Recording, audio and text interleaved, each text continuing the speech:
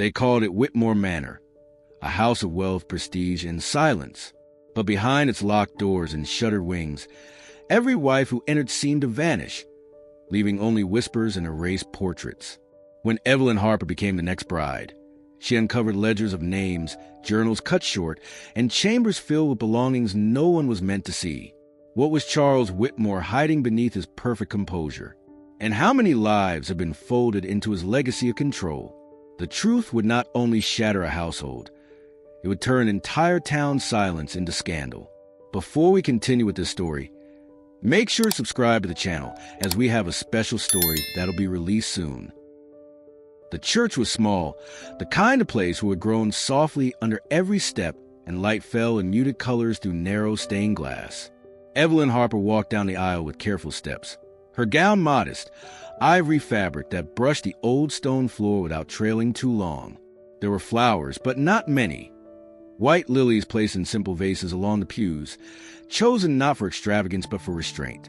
She carried no veil, only a single pearl pin in her dark hair, a quiet detail that seemed to suit her better than any crown could have. Charles Whitmore stood waiting at the altar, his tall frame straight, his face composed. At 52, he bore himself with the gravity of someone long accustomed to command. Yet his suit was unadorned, black wool pressed without flourish. He was a widower, a man whose name carried weight in town, spoken in a way that was equal parts respect and unease. His eyes lingered on Evelyn as she approached, steady and unreadable, as if testing her resolve before she had even reached him. The guests filled only half the pews. Neighbors, a few distant relatives of Evelyn's, and several acquaintances of Charles from business and society. Their whispers had started long before the ceremony, and though hushed voices do not often echo, in that church they seemed to cling to the air. People remarked on the strangeness of it, how quickly the engagement had turned into marriage, how Evelyn had agreed to join a man with so many shadows behind him. Some said she was brave. Others said she was reckless. The vows passed without flourish.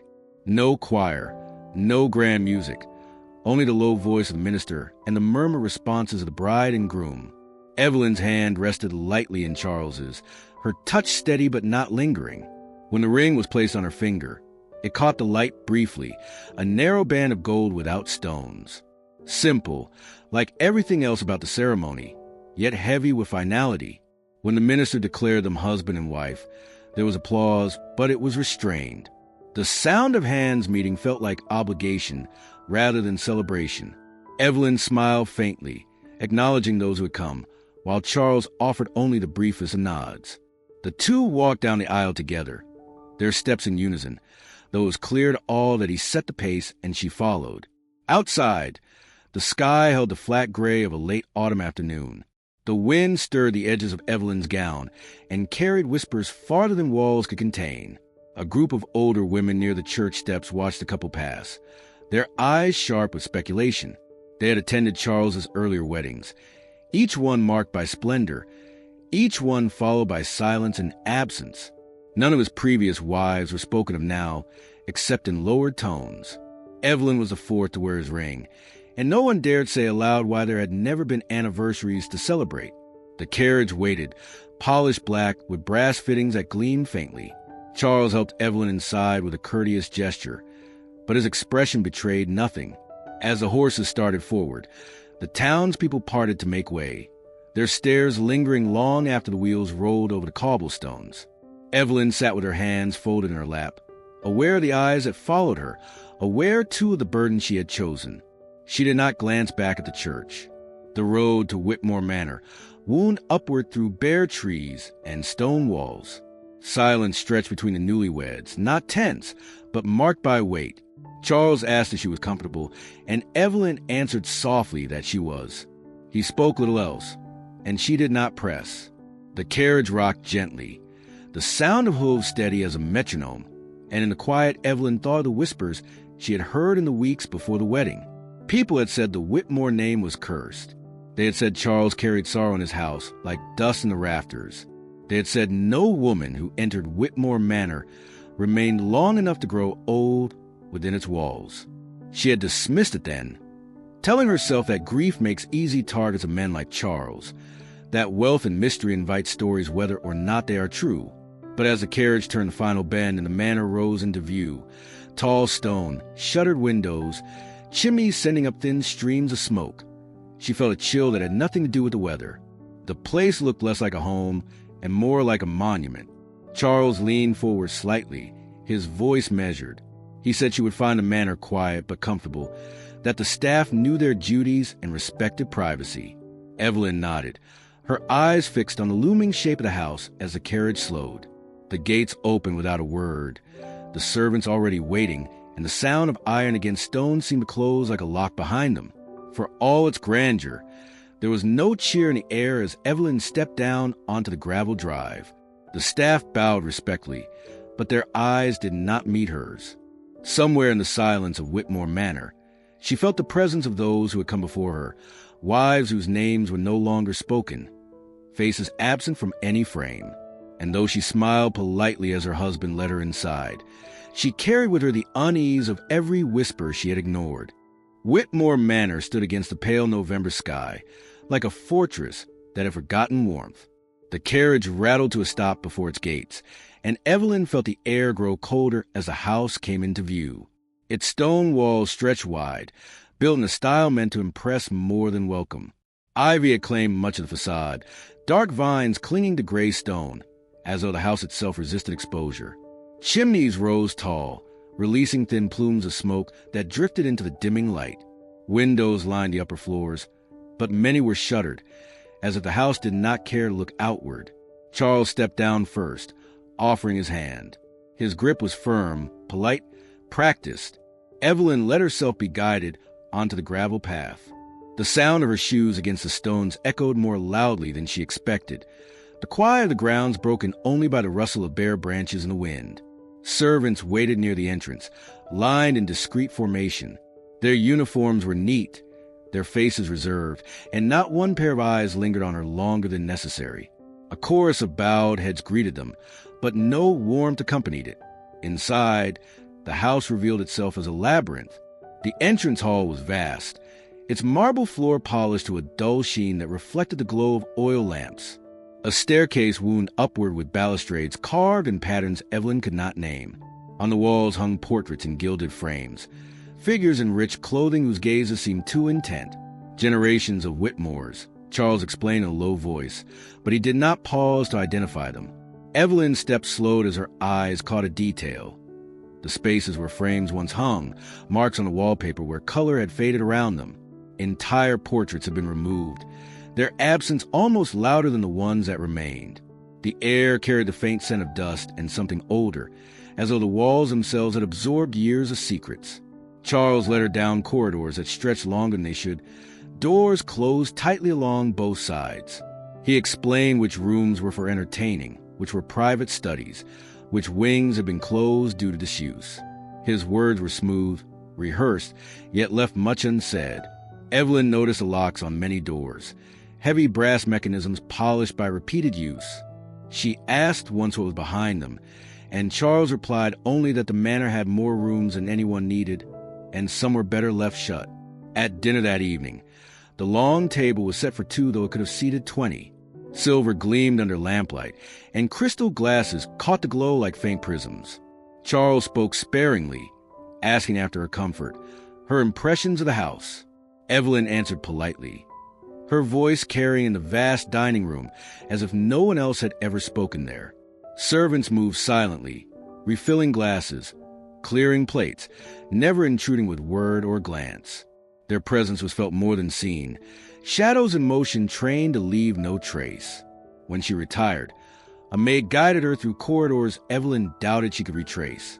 The guest wing had been prepared for her, though Charles assured her she was free to choose her chambers. The bed was high and draped in heavy fabric that smelled faintly of cedar. A fire had been lit in the grate, its flames fighting against the chill that seeped from the stone walls. On the mantel sat a clock that ticked steadily, marking the silence in measured beats. Before sleep, Evelyn wandered the room, her fingers tracing the carved edges of furniture, the spines of books lined neatly on a shelf. She found another portrait above the fireplace, a woman painted in muted tones. The nameplate bore no inscription. The eyes seemed to follow her in the flickering firelight, watching as if waiting for her to ask the question she did not yet dare voice. Lying awake, she listened to the house breathe. Doors closed somewhere in the distance, echoing through the halls. The wind pressed against the shutters with a hollow moan. The servant steps faded until all that remained was the sound of the clock and the crackle of the fire. Evelyn pulled the covers close, feeling the weight of the manor around her. The estate on the hill was hers now, yet it did not feel like it belonged to her. It felt like a place that held its own claim, one that had swallowed others before her and left no trace but whispers. The days after Evelyn's arrival passed in measured silence, the rhythm of the manor unfolding with precision that left little room for spontaneity. Breakfast was taken in a sunroom where the light never seemed to fully penetrate the high windows. Charles read his newspaper in silence, folding each page with deliberate care before moving to the next. Evelyn sipped her tea and studied the room itself, noting the faded outlines on the wall where paintings once hung. The current arrangement of art was sparse, as though someone had stripped away pieces of the house's history and left only gaps as reminders. It was in the gallery, a long corridor lined with family portraits, that she first felt the presence of absence most keenly. The Whitmores stared down from their gilded frames, men in waistcoats, women in heavy gowns, each painted with the same severity of expression. Their eyes were cold, their faces stern, captured in oils that had darkened with age. Yet between the ancestors and more recent figures there were spaces, small irregularities where the wallpaper bore the faint shadow of what had once been. Evelyn paused, counting the gaps. 3. Then another near the staircase, as if the gallery itself had been pruned of something inconvenient. She mentioned it lightly to Charles one evening, her tone casual, as though she merely wished to understand the history of the house. He looked up from his glass of wine, his expression unreadable, and said only that not all memories deserve preservation. The subject ended there, his gaze fixed on her until she lowered her eyes. The silence that followed was heavier than words. The servants, though silent by nature, revealed more than Charles ever did. A slip of the tongue from the maid who tended Evelyn's rooms left her unsettled. As the girl adjusted the curtains, she murmured a name, Margaret, before apologizing and correcting herself. Evelyn smiled politely, but the name lingered. Later, when she asked Mrs. Lang, the housekeeper, if Margaret had been a member of the staff, the older woman pressed her lips thin and shook her head. No explanation followed. The conversation ended as abruptly as it began. At dinner parties, when Charles entertained acquaintances, Evelyn caught fragments of whispers that passed between guests when they thought she was not listening. Phrases spoken too softly to carry meaning, but with tones that suggested pity, sometimes even warning. One woman, dressed in emerald satin, lowered her voice just as Evelyn passed. Another one, she said, though her companion hushed her quickly, glancing nervously at Charles. Evelyn felt their eyes on her back as she crossed the room, the weight of curiosity and judgment trailing her like a veil. In the library, she discovered a trunk tucked away behind rows of neatly arranged books.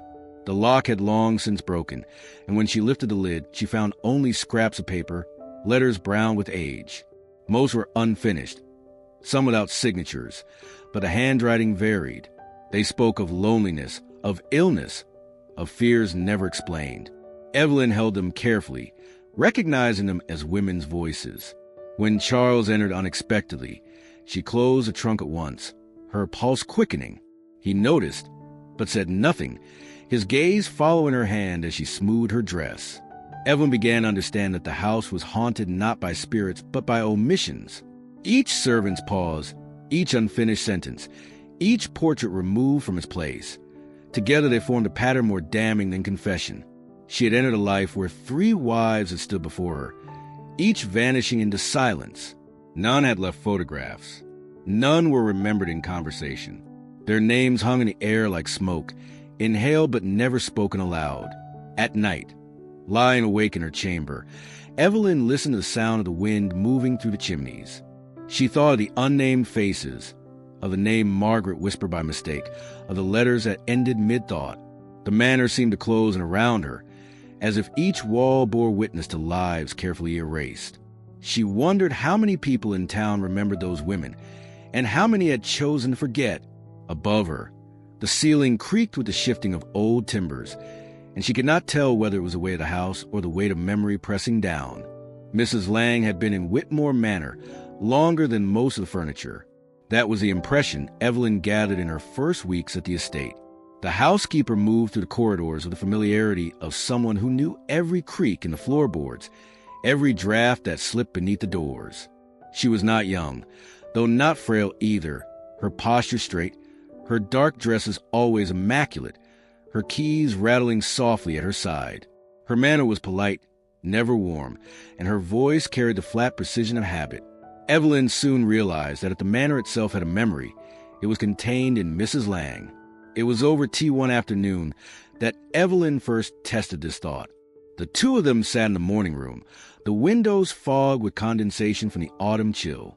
Evelyn asked about the portraits that had once hung in the gallery, hoping for an explanation that her husband would not provide.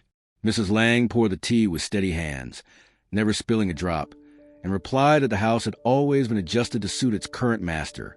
Her eyes did not rise from the teapot. Evelyn pressed further, wondering aloud if those missing portraits had perhaps belonged to Charles's previous wives. Mrs. Lang's hands did not falter, but her silence answered more loudly than any words. She changed the subject with a question about whether Evelyn preferred the fires lit earlier in the day. The avoidance became a pattern. When Evelyn asked who had chosen the flowers for the chapel years ago, Mrs. Lang said only that the gardens had changed hands many times. When she inquired whether other women had occupied the same chamber she now slept in, Mrs. Lang replied that Whitmore Manor had many rooms and that each was cared for as required. Always the same rhythm, never denying, never confirming, always shifting the weight of the conversation back to trivial matters.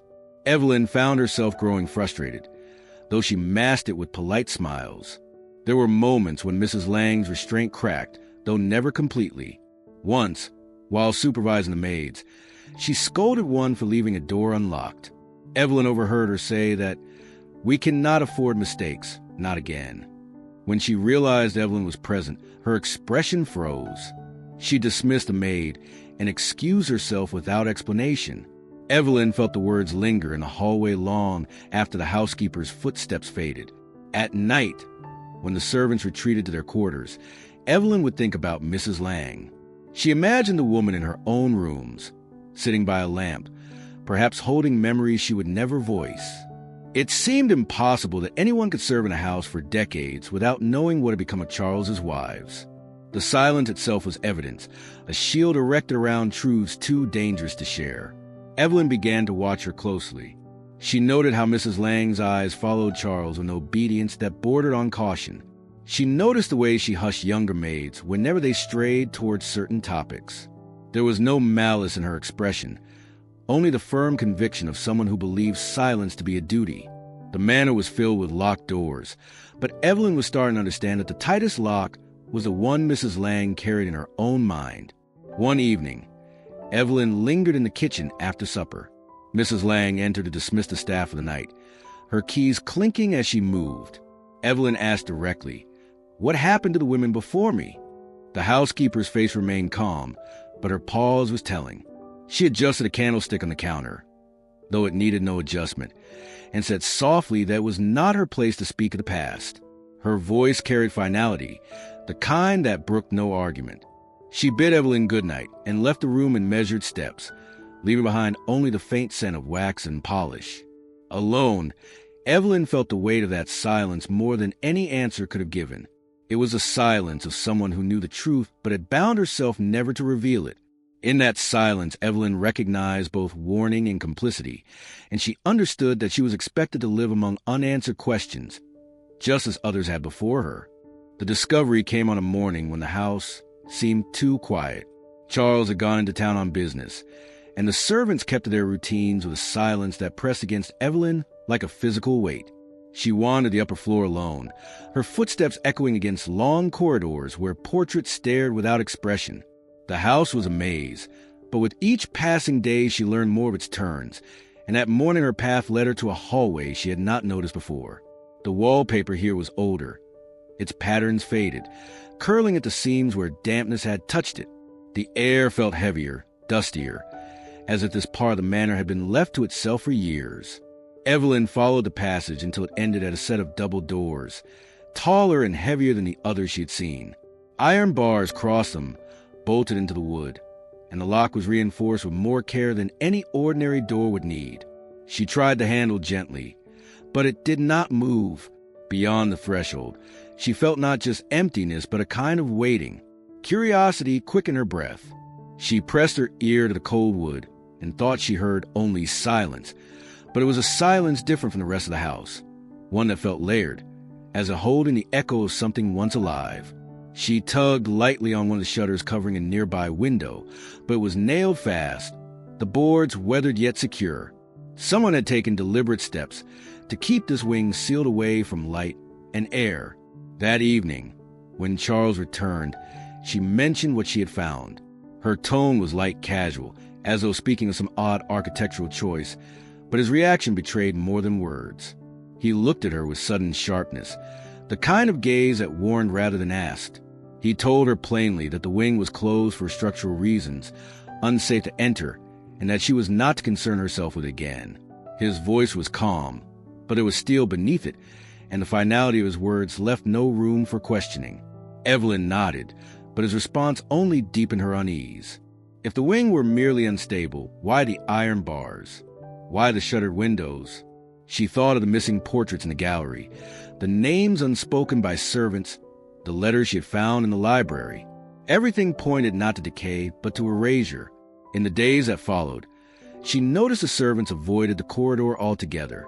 When they polished floors and dusted shelves, they moved briskly past the hallway's entrance, their eyes lowered. Once, Evelyn lingered near the bar doors while a maid approached with a basket of linens. The girl saw her, froze, then turned quickly down another passage as though she had forgotten her errand. Evelyn remained by the doors, unsettled by how even proximity to the wing seemed to unsettle them. At night, she dreamed of what lay behind the locked wood. The dreams were vague, filled with muffled voices and shapes that dissolved when she tried to focus on them. She would wake with the taste of dust in her mouth, her heart racing, certain that the manor itself had pressed its secrets against her. One evening, as they sat together in the drawing room, Evelyn tried again. She asked if the wing had once been used for guests, or perhaps for children in the family. Charles set down his glass of brandy and regarded her with a measured calm. He told her, in a voice quieter than before, that curiosity was not always a virtue, and that some parts of the past did not bear revisiting. His hand brushed hers in what might have been meant as reassurance, yet the gesture felt more like a warning. The subject was not raised again, but the barred doors remained fixed in Evelyn's thoughts.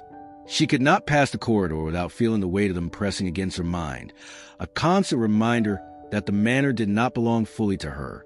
Behind those doors lay something Charles did not want her to see, and the silence of the servants confirmed that she was not the first to have asked. The wing stayed locked, its shutters nailed, its secret sealed. Yet Evelyn understood that walls and doors could not hold forever. The manor seemed to breathe, and its breath carried with it the whispers of what had once lived in the rooms no one dared to enter. The gardens of Whitmore Manor stretched further than Evelyn first realized. From the windows of her chambers, she could see only the clipped hedges and carefully trimmed rose bushes near the terrace. But when she wandered beyond the stone paths and sculpted lawns, the land spread into rougher ground. Here the grass grew longer, the trees leaned close, and the silence of the estate seemed heavier. One afternoon, with the air sharp and cool, she walked beyond the cultivated flower beds and found herself at a corner of the grounds where the earth dipped gently, as though marked by intent rather than nature. A wrought iron gate stood there, rust spreading across its bars, its hinges stiff with age. Beyond it, a low wall enclosed a patch of land dotted with rows of stone markers. Evelyn hesitated, her hand brushing the iron, then pushed the gate open. It shrieked softly in protest, but it yielded. Inside, the air felt colder still, though the sun had not shifted. The ground was uneven, patches of earth raised in shapes that suggested graves, yet none bore proper stones. Only small weathered markers stood, plain and uninscribed, like placeholders waiting for names that had never been carved. She walked slowly among them, her shoes sinking slightly into damp soil. The arrangement was too deliberate to be coincidence. rows that mirror the order of cemetery, yet each stone blank. A few showed the faintest chisel marks, as if words had once been attempted then erased. Evelyn's eyes lingered on one in particular where the grooves of a name had been started, the letters no longer legible, worn down by time or by deliberate hand. The weight of the place pressed against her, heavy with absence. She recalled the town's whispers about Charles's wives, women who had entered Whitmore Manor and never left in any visible way. Here was ground prepared for memory, yet stripped of it. It was a family cemetery without families, a place where mourning had been planned but never permitted. Evelyn knelt briefly by one of the stones, brushing away moss with her gloved hand. Beneath the growth there was nothing, only the smooth surface of denial. When she asked Charles about it that evening, her question framed with quiet curiosity, his reply was swift. He said the land had been intended for a family plot long ago, but the family preferred burial in the town churchyard instead. His voice carried a calm finality, as though he had rehearsed the explanation many times. Evelyn nodded politely, though the answer rang hollow. If the family had chosen another ground, why were the stones here at all? Why prepare a place for remembrance and then erase every trace of it? The following day, she tried asking Mrs. Lang. The housekeeper's eyes hardened slightly, though her voice remained even. She said the ground were old, the stones meaningless, best ignored. Evelyn pressed no further, recognizing the barrier that always rose whenever she approached forbidden subjects. Still, she could not forget the sight of the blank markers. At night, when the manor was quiet, Evelyn imagined the garden again. She thought of the earth mounded in rows, of the names that had never been allowed to rest there. The cemetery, without graves, haunted her more than the locked wing of the house. Empty plots spoke of people deliberately erased, as though death itself had been denied a place to root. She wondered if somewhere in the silence of Whitmore Manor the missing women lingered, their presence acknowledged only in the spaces that bore no name. The attic was not a place Evelyn had meant to wander into, but on a gray afternoon when the house felt too heavy, she found herself climbing the narrow stairs that rose behind a door near the servants' quarters.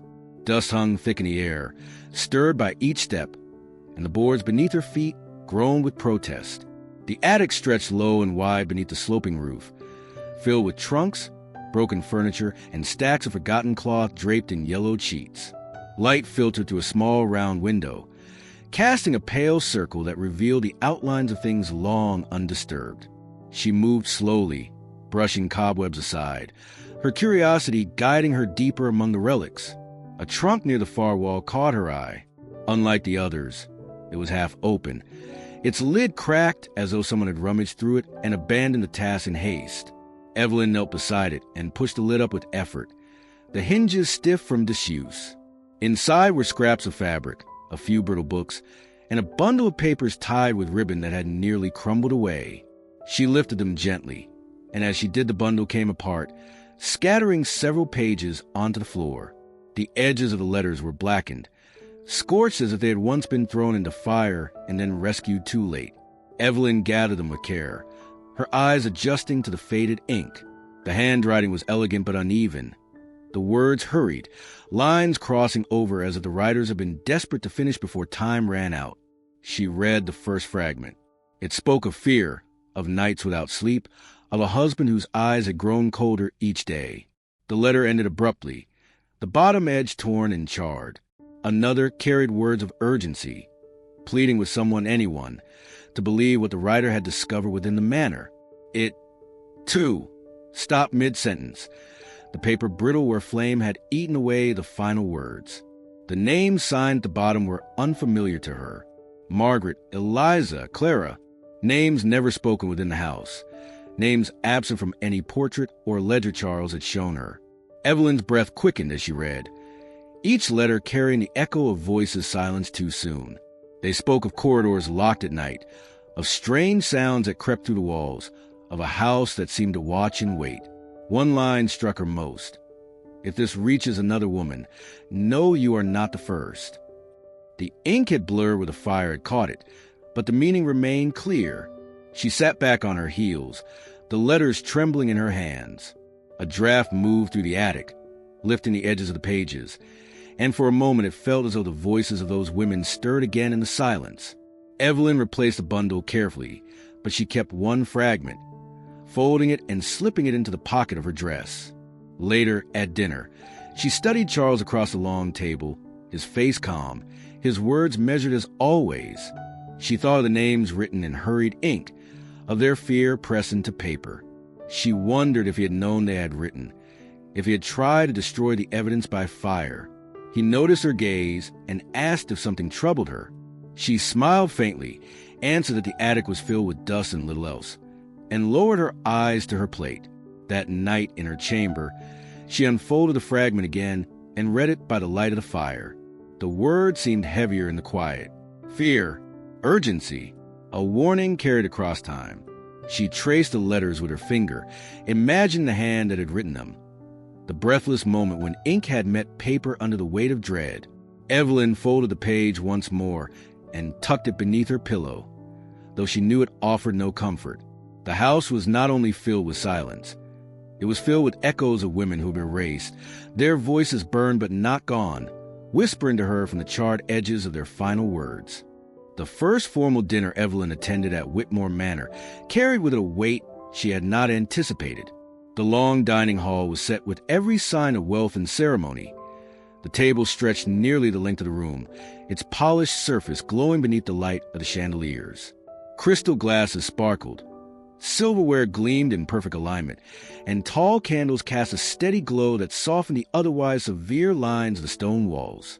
Servants moved with practiced silence, adjusting plates and pouring wine, their faces expressionless as if rehearsed to perfection. Charles stood at the head of the table, his presence commanding even before he spoke. He greeted his guests with civility that felt honed rather than natural, a polished courtesy that revealed little warmth. The neighbors arrived in fine carriages, men in dark suits, women in silk gowns that rustled as they walked. They carried themselves with the confidence of those long accustomed to privilege. Evelyn, seated at Charles's right, smiled politely, responding to introductions with the calm grace expected of her new role. She felt the weight of their eyes, not unkind but curious, measuring her as one might a painting recently added to a collection. The evening began pleasantly enough, with wine poured and courses served in quiet succession. Conversation drifted across politics, land, and the shifting fortunes of the town. Evelyn contributed where she could, though she often felt herself more listener than participant.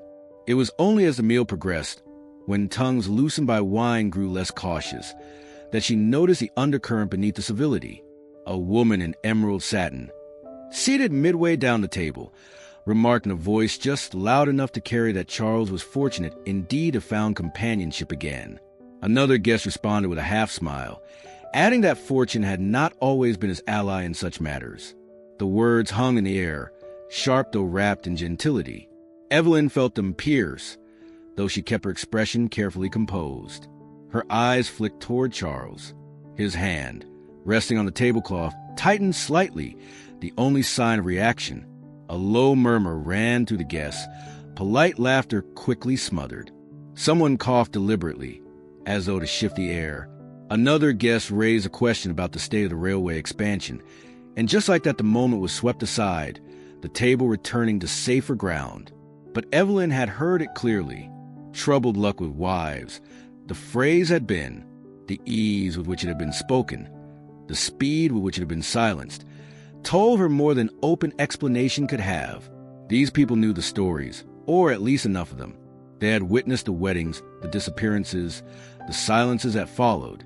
Their avoidance now was not ignorance but complicity, the kind of silence that grows when a truth is too unsettling to confront openly.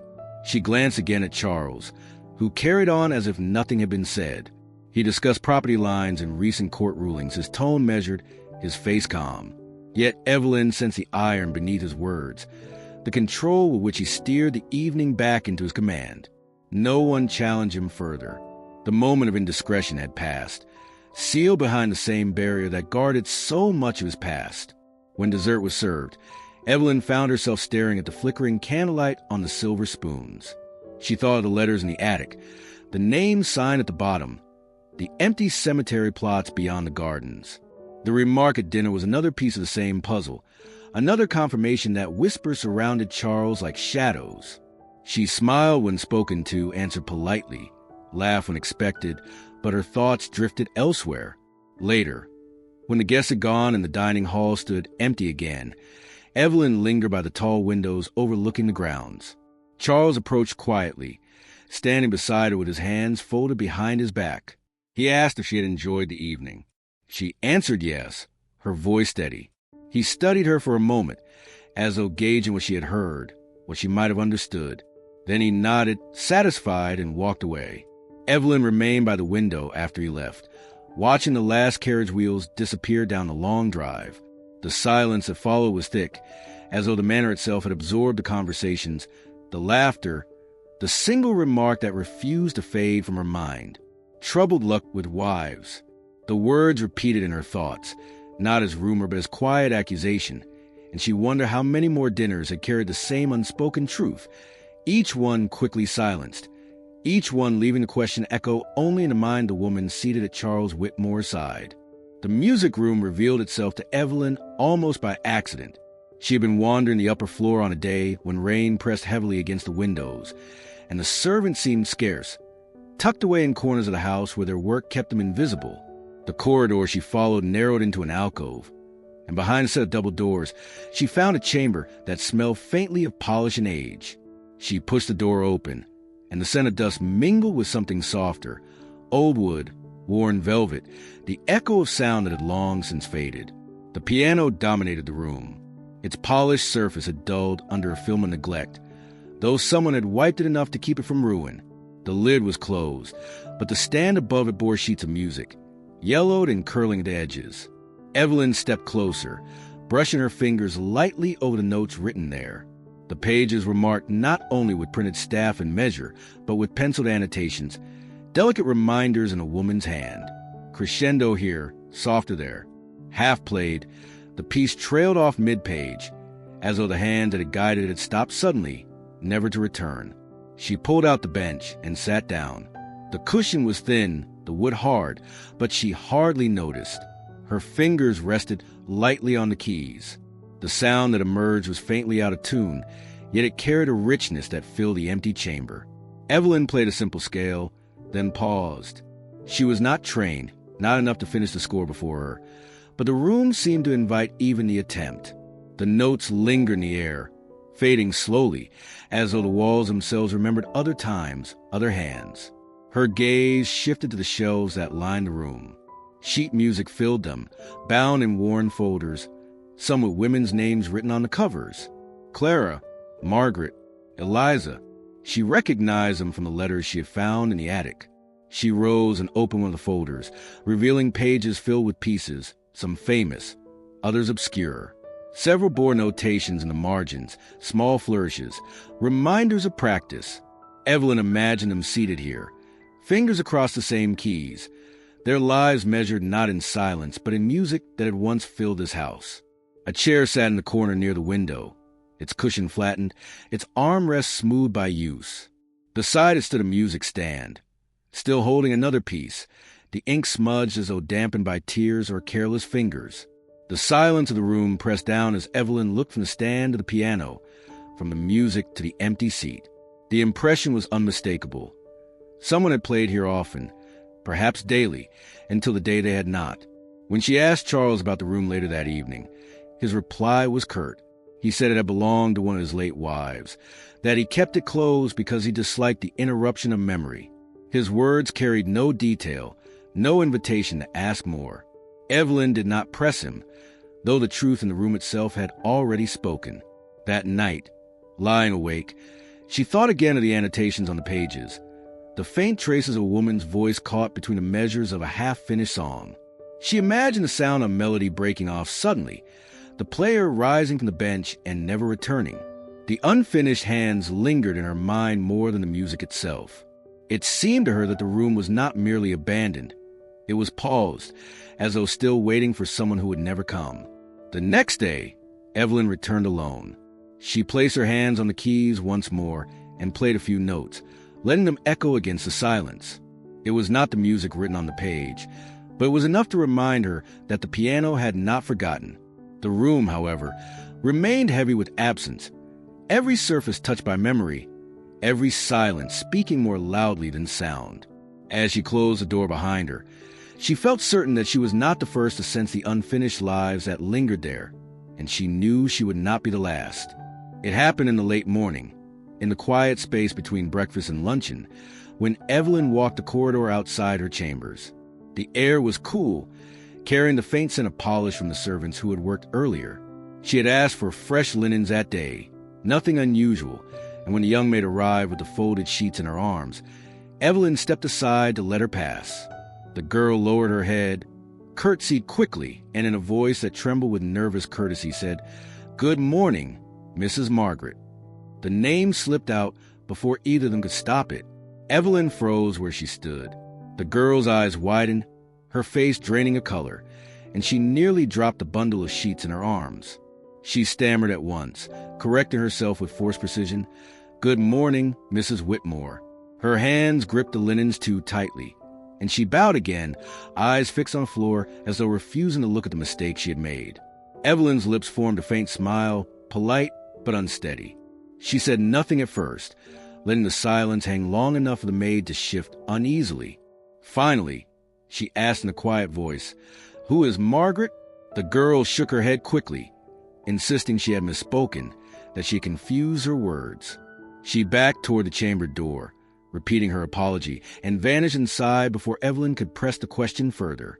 Left standing in the corridor, Evelyn felt her pulse quicken. The name was not unfamiliar. It was one of the signatures she had seen on the charred letters in the attic, a voice written in desperation and fear.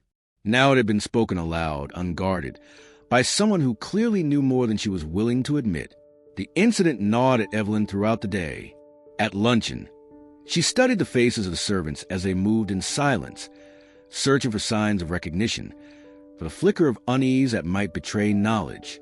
None looked at her directly, but she sensed the current running beneath their restraint. They knew the name. They had carried it too long to forget, even if their tongues dared not speak it openly. Later, when Mrs. Lang entered to oversee the clearing of the table, Evelyn tried casually to bring it up. She remarked that the new maid seemed nervous, that she had nearly called her by another name. Mrs. Lang's eyes sharpened, her composure unbroken but her pause unmistakable. She replied evenly that servants sometimes grew flustered, that mistakes were common in a house so full of history. Her voice carried finality, a subtle warning, and then she dismissed the subject with a smooth change of topic. Evelyn was left with the echo of the name, heavier now for being so quickly smothered. That evening, alone in her chamber, Evelyn unfolded the fragment of letter she had hidden beneath her pillow. The handwriting, hurried and uneven, bore Margaret's name at the bottom. She traced the letters with her finger. The ink faded but still visible, a reminder that the name was not a slip of the tongue, but a piece of truth that lingered within the house. The maid had revealed it by instinct, by habit, and then recoiled as though speaking it were forbidden. Evelyn lay awake long into the night, listening to the creaks of the house and the distant sound of wind pressing against the shutters. The name repeated in her thoughts, connecting the letters, the missing portraits, the cemetery without graves. Margaret had lived here, had walked these same corridors, had likely sat at the piano in the music room, and yet she was absent, reduced to silence, her memory forbidden, but still alive in the slips of those who could not forget.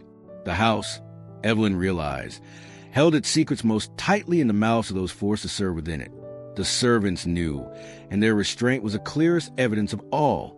It was not ignorance that kept them silent, but fear. Margaret was not gone. She was erased. And in the moment her name slipped into the air again, Evelyn understood just how carefully the silence of Whitmore Manor had been built, and how fragile it might be. The library was the only room in Whitmore Manor that seemed to belong to Evelyn without question. Charles often worked in his study. The servants moved about the kitchens and halls, but the library lay in a quieter wing where few ever entered. Its shelves rose to the ceiling, dark but heavy with the weight of generations, and the scent of leather-bound volumes lingered like a memory of centuries past. Evelyn often went there in the afternoons, pretending to browse for reading but really searching for something else, some hint of lives that had been stripped from house.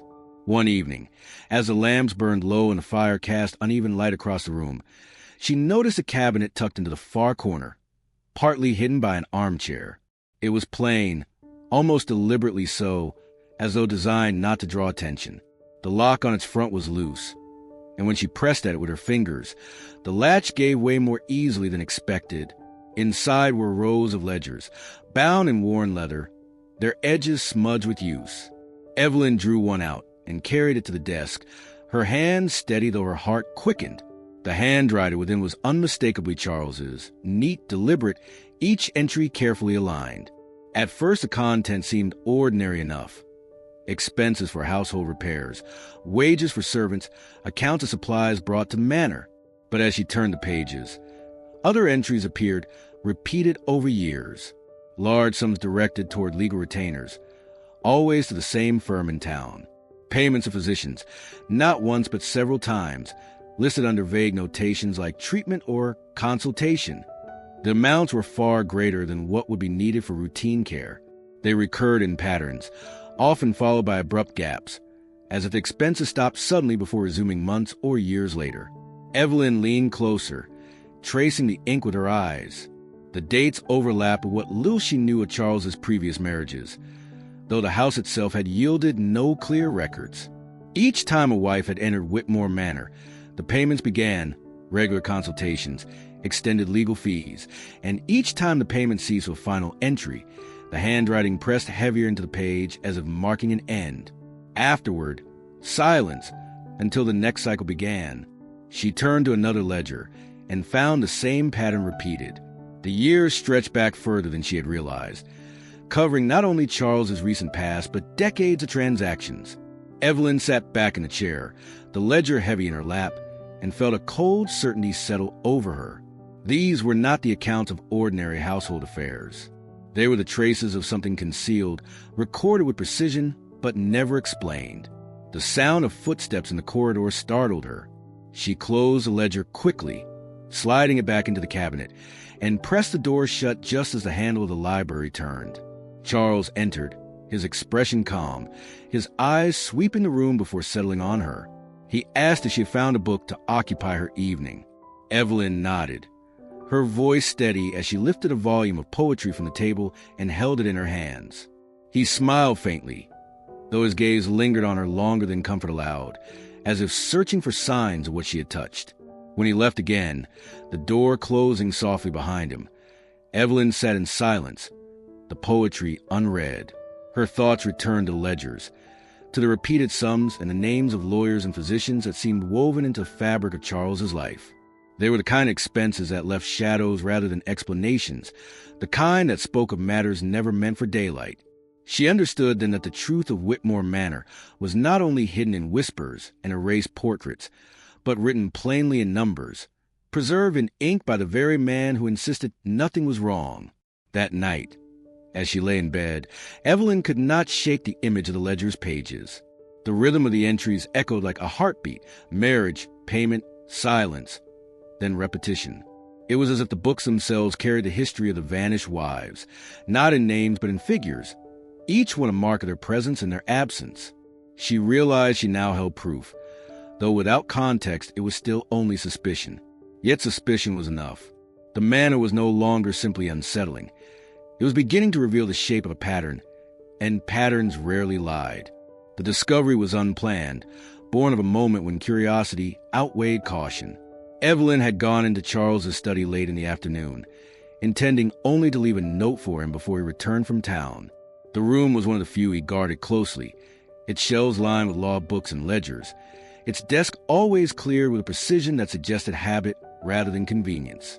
She had never lingered long there, but on that day the light from the tall windows fell across the desk in such a way that it drew her forward. The surface gleamed, paper stacked neatly, yet the lower drawer stood slightly ajar, the brass handle glinting faintly. Evelyn hesitated. She knew it was not hers to open, but the small gap seemed almost an invitation, a whisper from the house itself urging her hand. She knelt beside the desk and pulled the drawer gently. It slid open with a soft sigh, revealing a leather-bound journal resting atop a bundle of documents. The cover was worn, the edges frayed, as though it had been handled often. She lifted it carefully, her pulse quickening, and carried it to the window where the fading light could guide her eyes. The first pages held entries written in a neat, slanted hand, distinctly feminine. The ink had faded in places, but the voice within was unmistakable. The writer spoke of her days in the manor, of the gardens and the rooms, of the quiet routines that shaped her hours. At first the tone was hopeful, even tender, describing Charles with admiration, his attentiveness, his charm. But as the pages turned, the voice shifted. Subtle unease crept into the lines, mentions of locked doors, of questions unanswered, of a house that seemed too vast for comfort.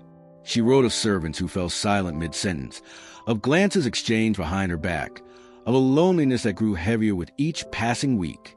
Evelyn read on, her fingers trembling slightly as she followed the slow unraveling of another woman's certainty. The entries grew darker, marked with fear pressed into the ink itself. She spoke of illness that could not be explained, of a lingering weakness in her limbs, of nights where sleep eluded her while she listened to footsteps moving beyond her chamber door.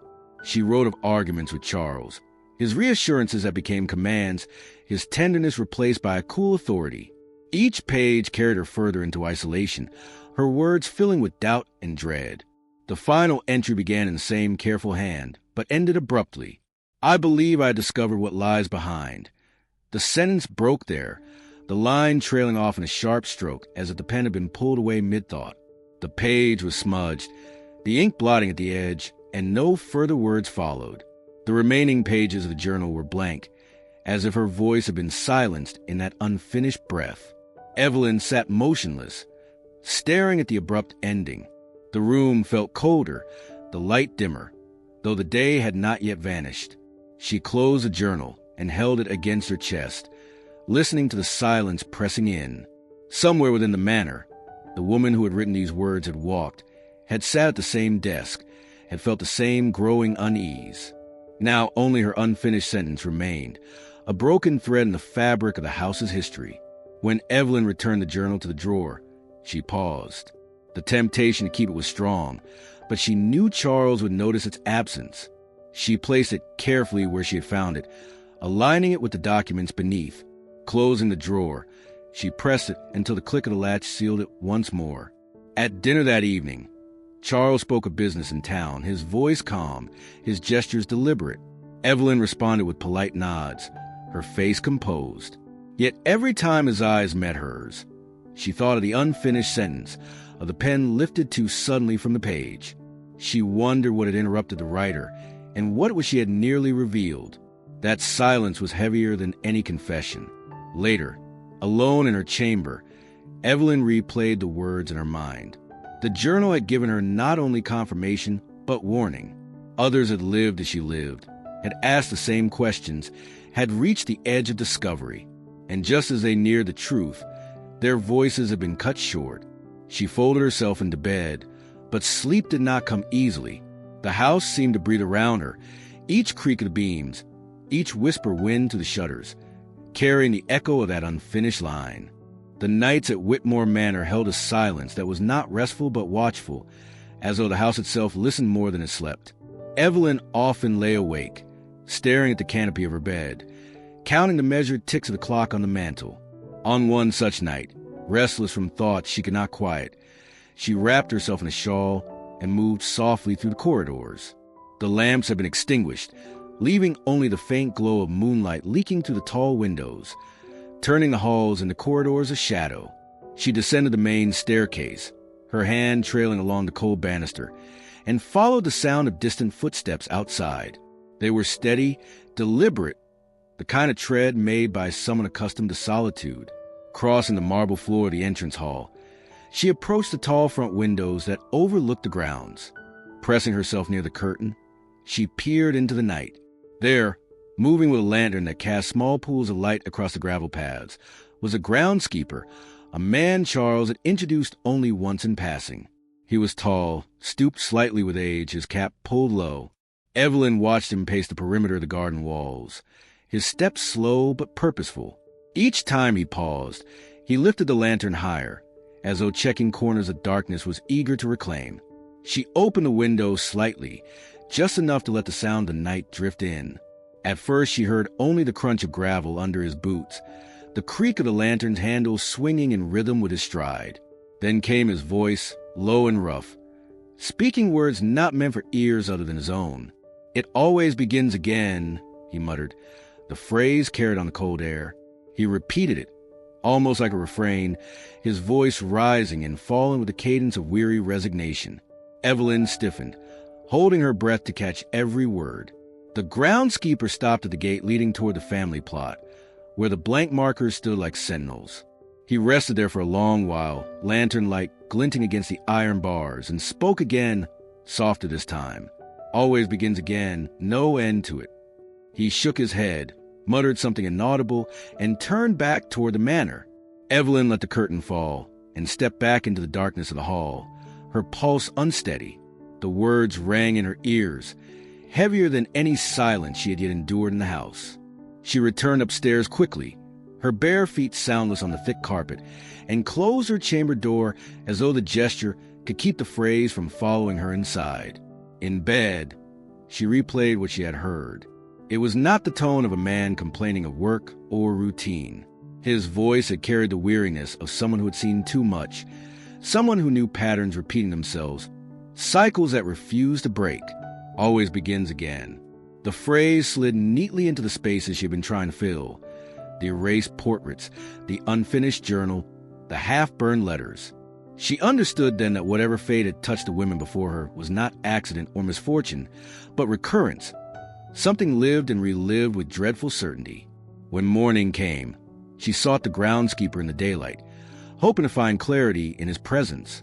Yet he was nowhere to be seen. The servant said only that he worked early and late, tending to the estate when others did not look. Evelyn wondered if they, too, heard his muttered refrain, and if their silence was not ignorance but choice. That night she listened again from her window, waiting for the faint glow of the lantern.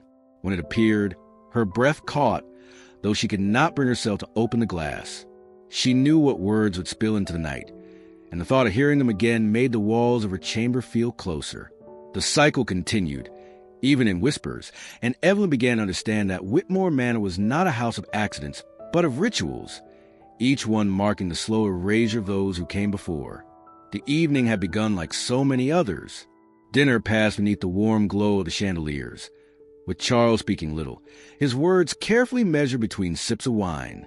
Evelyn answered when spoken to, often the polite remarks expected of her, though her thoughts drifted elsewhere, back to the phrases she had overheard from the groundskeeper, to the half-burned letters hidden in the attic. The manor was filled with fragments, each one leading to the next, and though she tried to mask her unease, she felt the weight of them even as she lifted her glass. After the table was cleared, Charles excused himself for a short time, leaving Evelyn alone by the fire in the drawing room. When he returned, his coat was already buttoned and his gloves tucked beneath his arm. He announced that he would be leaving for town on urgent business and would return by morning.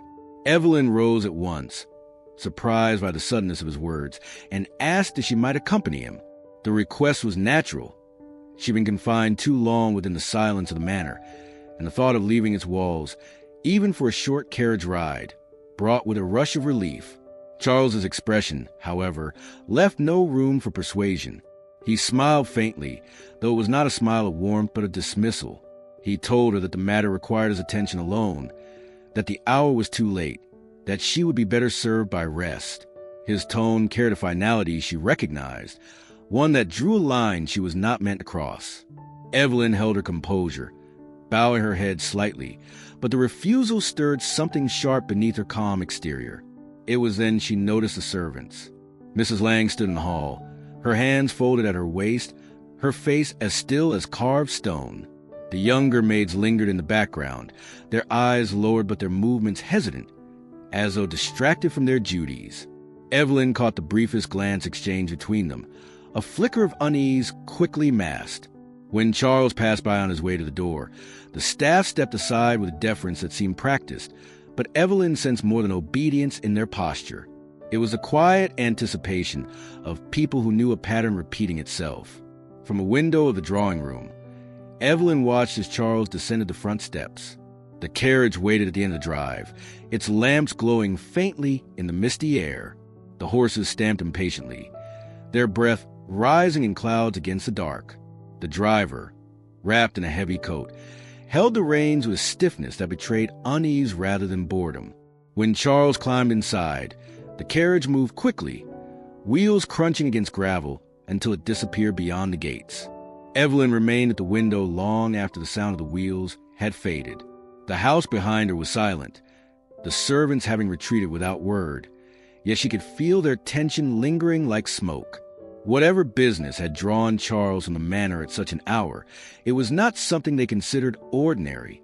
Their silence carried the weight of knowledge, the same kind that kept them from speaking to the wives before her, the same kind that hovered around the locked wing and the garden without graves. She returned to her chamber, but sleep did not come easily. She paced instead, listening to the wind press against the shutters, imagining the carriage on roads winding through the dark countryside. Business, he had said, though no detail had followed. Evelyn tried to picture what sort of dealings called for secrecy, what meetings required such urgency, but the possibilities only deepened her unease. She thought of the journal she found in his desk, the final line cut short, and wondered if its writer had once been left behind in the same way, listening to the sound of wheels carrying Charles into the night. When dawn broke, she returned to the drawing room. Charles was already seated at the table, his coat draped neatly over the chair, his expression calm as though nothing unusual had occurred. He greeted her with the same courtesy as always, his voice level, his smile controlled. No mention was made of his absence, no explanation offered, and Evelyn understood she was not expected to ask. The servants, too, moved about their tasks with faces carefully composed, their silence restored to its usual depth. Yet Evelyn could not shake the image of their unease the night before, the way they had looked at one another when Charles had spoken of business. Something had passed through the house in that moment, an unspoken agreement to guard the truth with silence. Evelyn carried that silence with her, more troubling than words, knowing that whatever had taken Charles away in the night would one day reach her as well. It was during one of her solitary wanderings that Evelyn came across the narrow stair leading to the north wing. The steps were steep, worn smooth by years of use, though the air that met her at the top smelled of neglect. She pushed through a heavy door, its hinges groaning, and found herself in a chamber half lost to shadow. Dust lay thick on the floor, disturbed only by her footprints, and white sheets draped over shapes that rose like ghosts in the dim light. The room had once been important. Its high ceiling and tall windows spoke of pride, yet now it was hidden away, forgotten or deliberately concealed. Evelyn moved slowly, pulling at the edge of one of the sheets. The fabric released a cloud of dust that danced in the weak sunlight, settling back onto the frame beneath. When she pulled the cover aside, a portrait emerged. The paint had dulled, but the figure was clear. A woman seated in formal attire, her eyes turned slightly away, her expression solemn. Evelyn leaned closer and noticed the surface of the canvas had been scraped in places. The mouth was blurred, the eyes partly obscured. The nameplate at the base had been gouged, leaving only shallow scratches where letters once were. She drew a breath and turned to the next. Another woman, younger this time, her posture elegant, hands folded neatly in her lap. Here, too, the face bore the marks of erasure, brushstrokes of dark paint layered roughly over features once carefully rendered. The name below had been crossed through, the letters scratched until nothing remained legible. Evelyn pulled away the covers one by one, revealing figure after figure, women of different ages, dressed in the fashion of earlier years, all seated in poses that echoed one another. Some had entire faces obscured with clumsy strokes of black. Others bore faint traces of knives dragged across the canvas. None remained untouched. The silence of the room deepened as she moved among them. She could almost feel the eyes of those women, erased yet lingering, their presence stronger for the violence done to them. She counted the portraits, 3, then 4, then 5, each one hidden away, each one disfigured to deny its subject. These were not ancestors or distant relatives. She knew instinctively they were the women who had stood where she now stood, wives who had lived briefly in Whitmore Manor before vanishing from sight. Her hand trembled as she touched the corner of a frame. She thought of the half-burned letters, the unfinished journal, the cemetery of blank stones.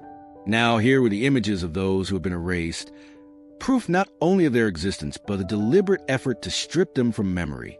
Charles had not simply buried the past. He had defaced it, concealed it, and locked away. Evelyn replaced the sheets carefully, her movements deliberate, though her mind reeled.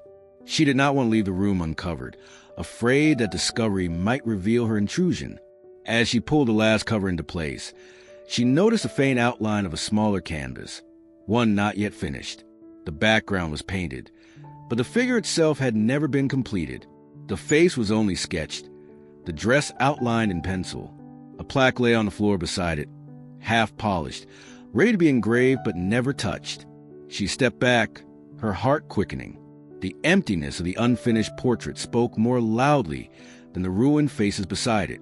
It waited patient, as though prepared for the next in a line that never ended.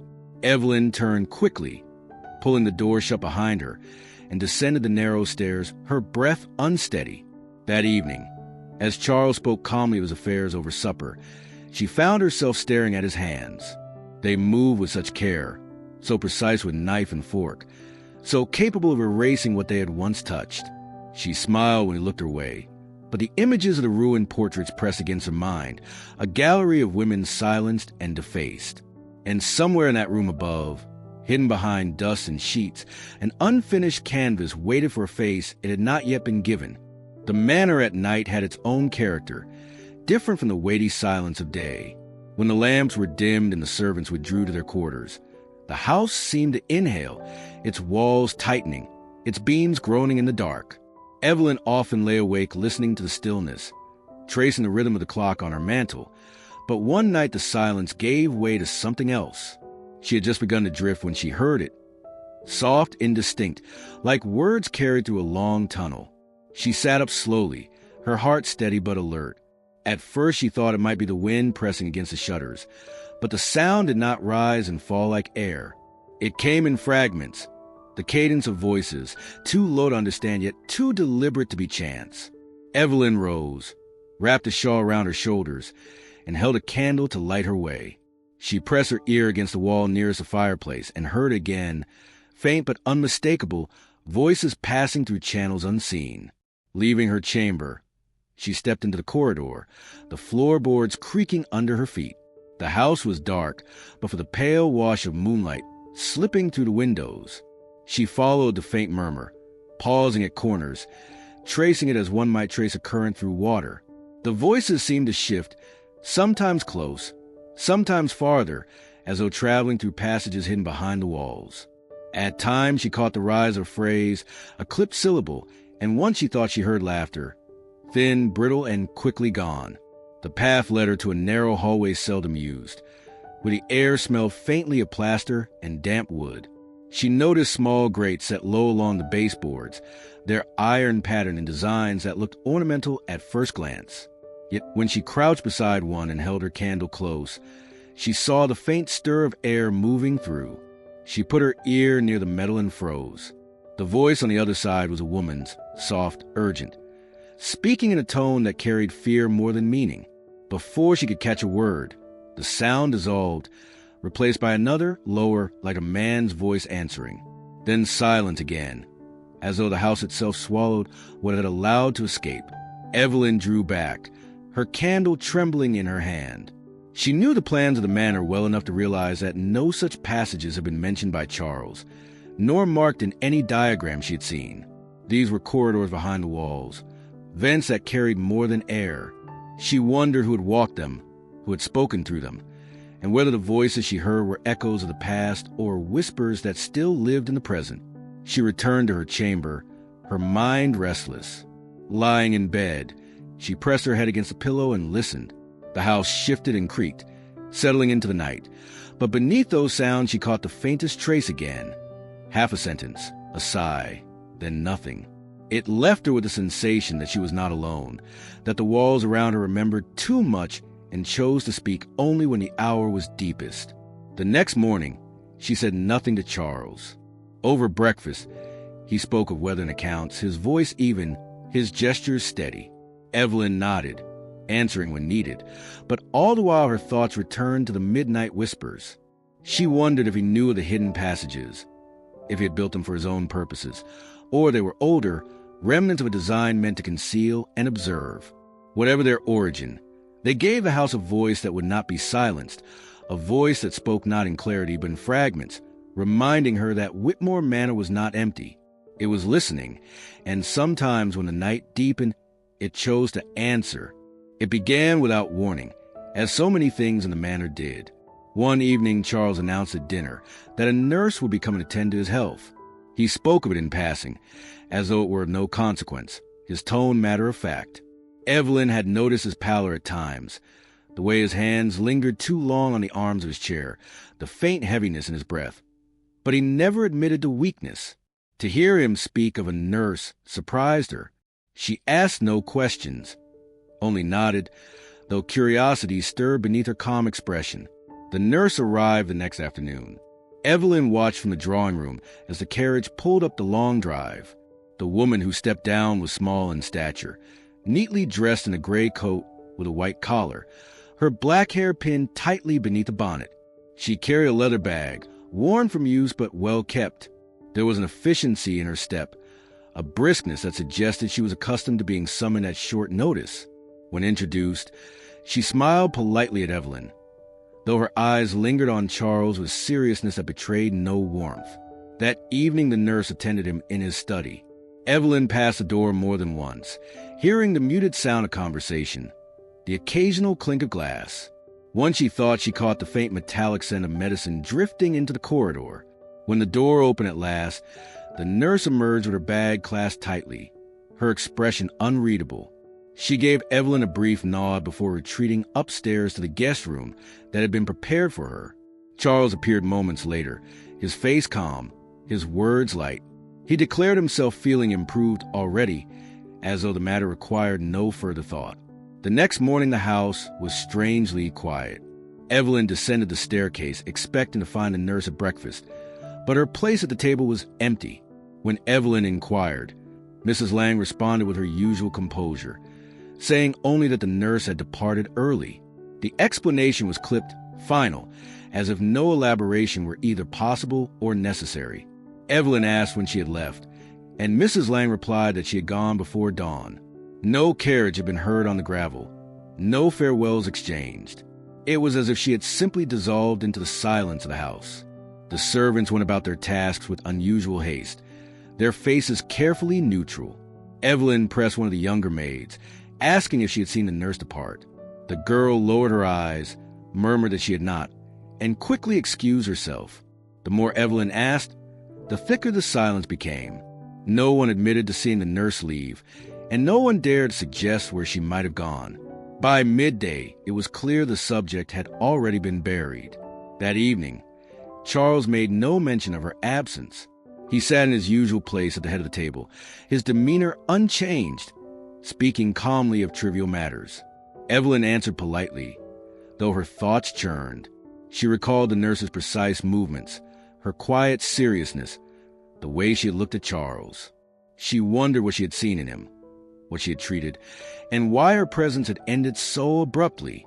That night Evelyn lay awake, listening for the sound of carriage wheels that never came. The memory of the nurse's face lingered in her mind, a fleeting presence erased before it had barely begun.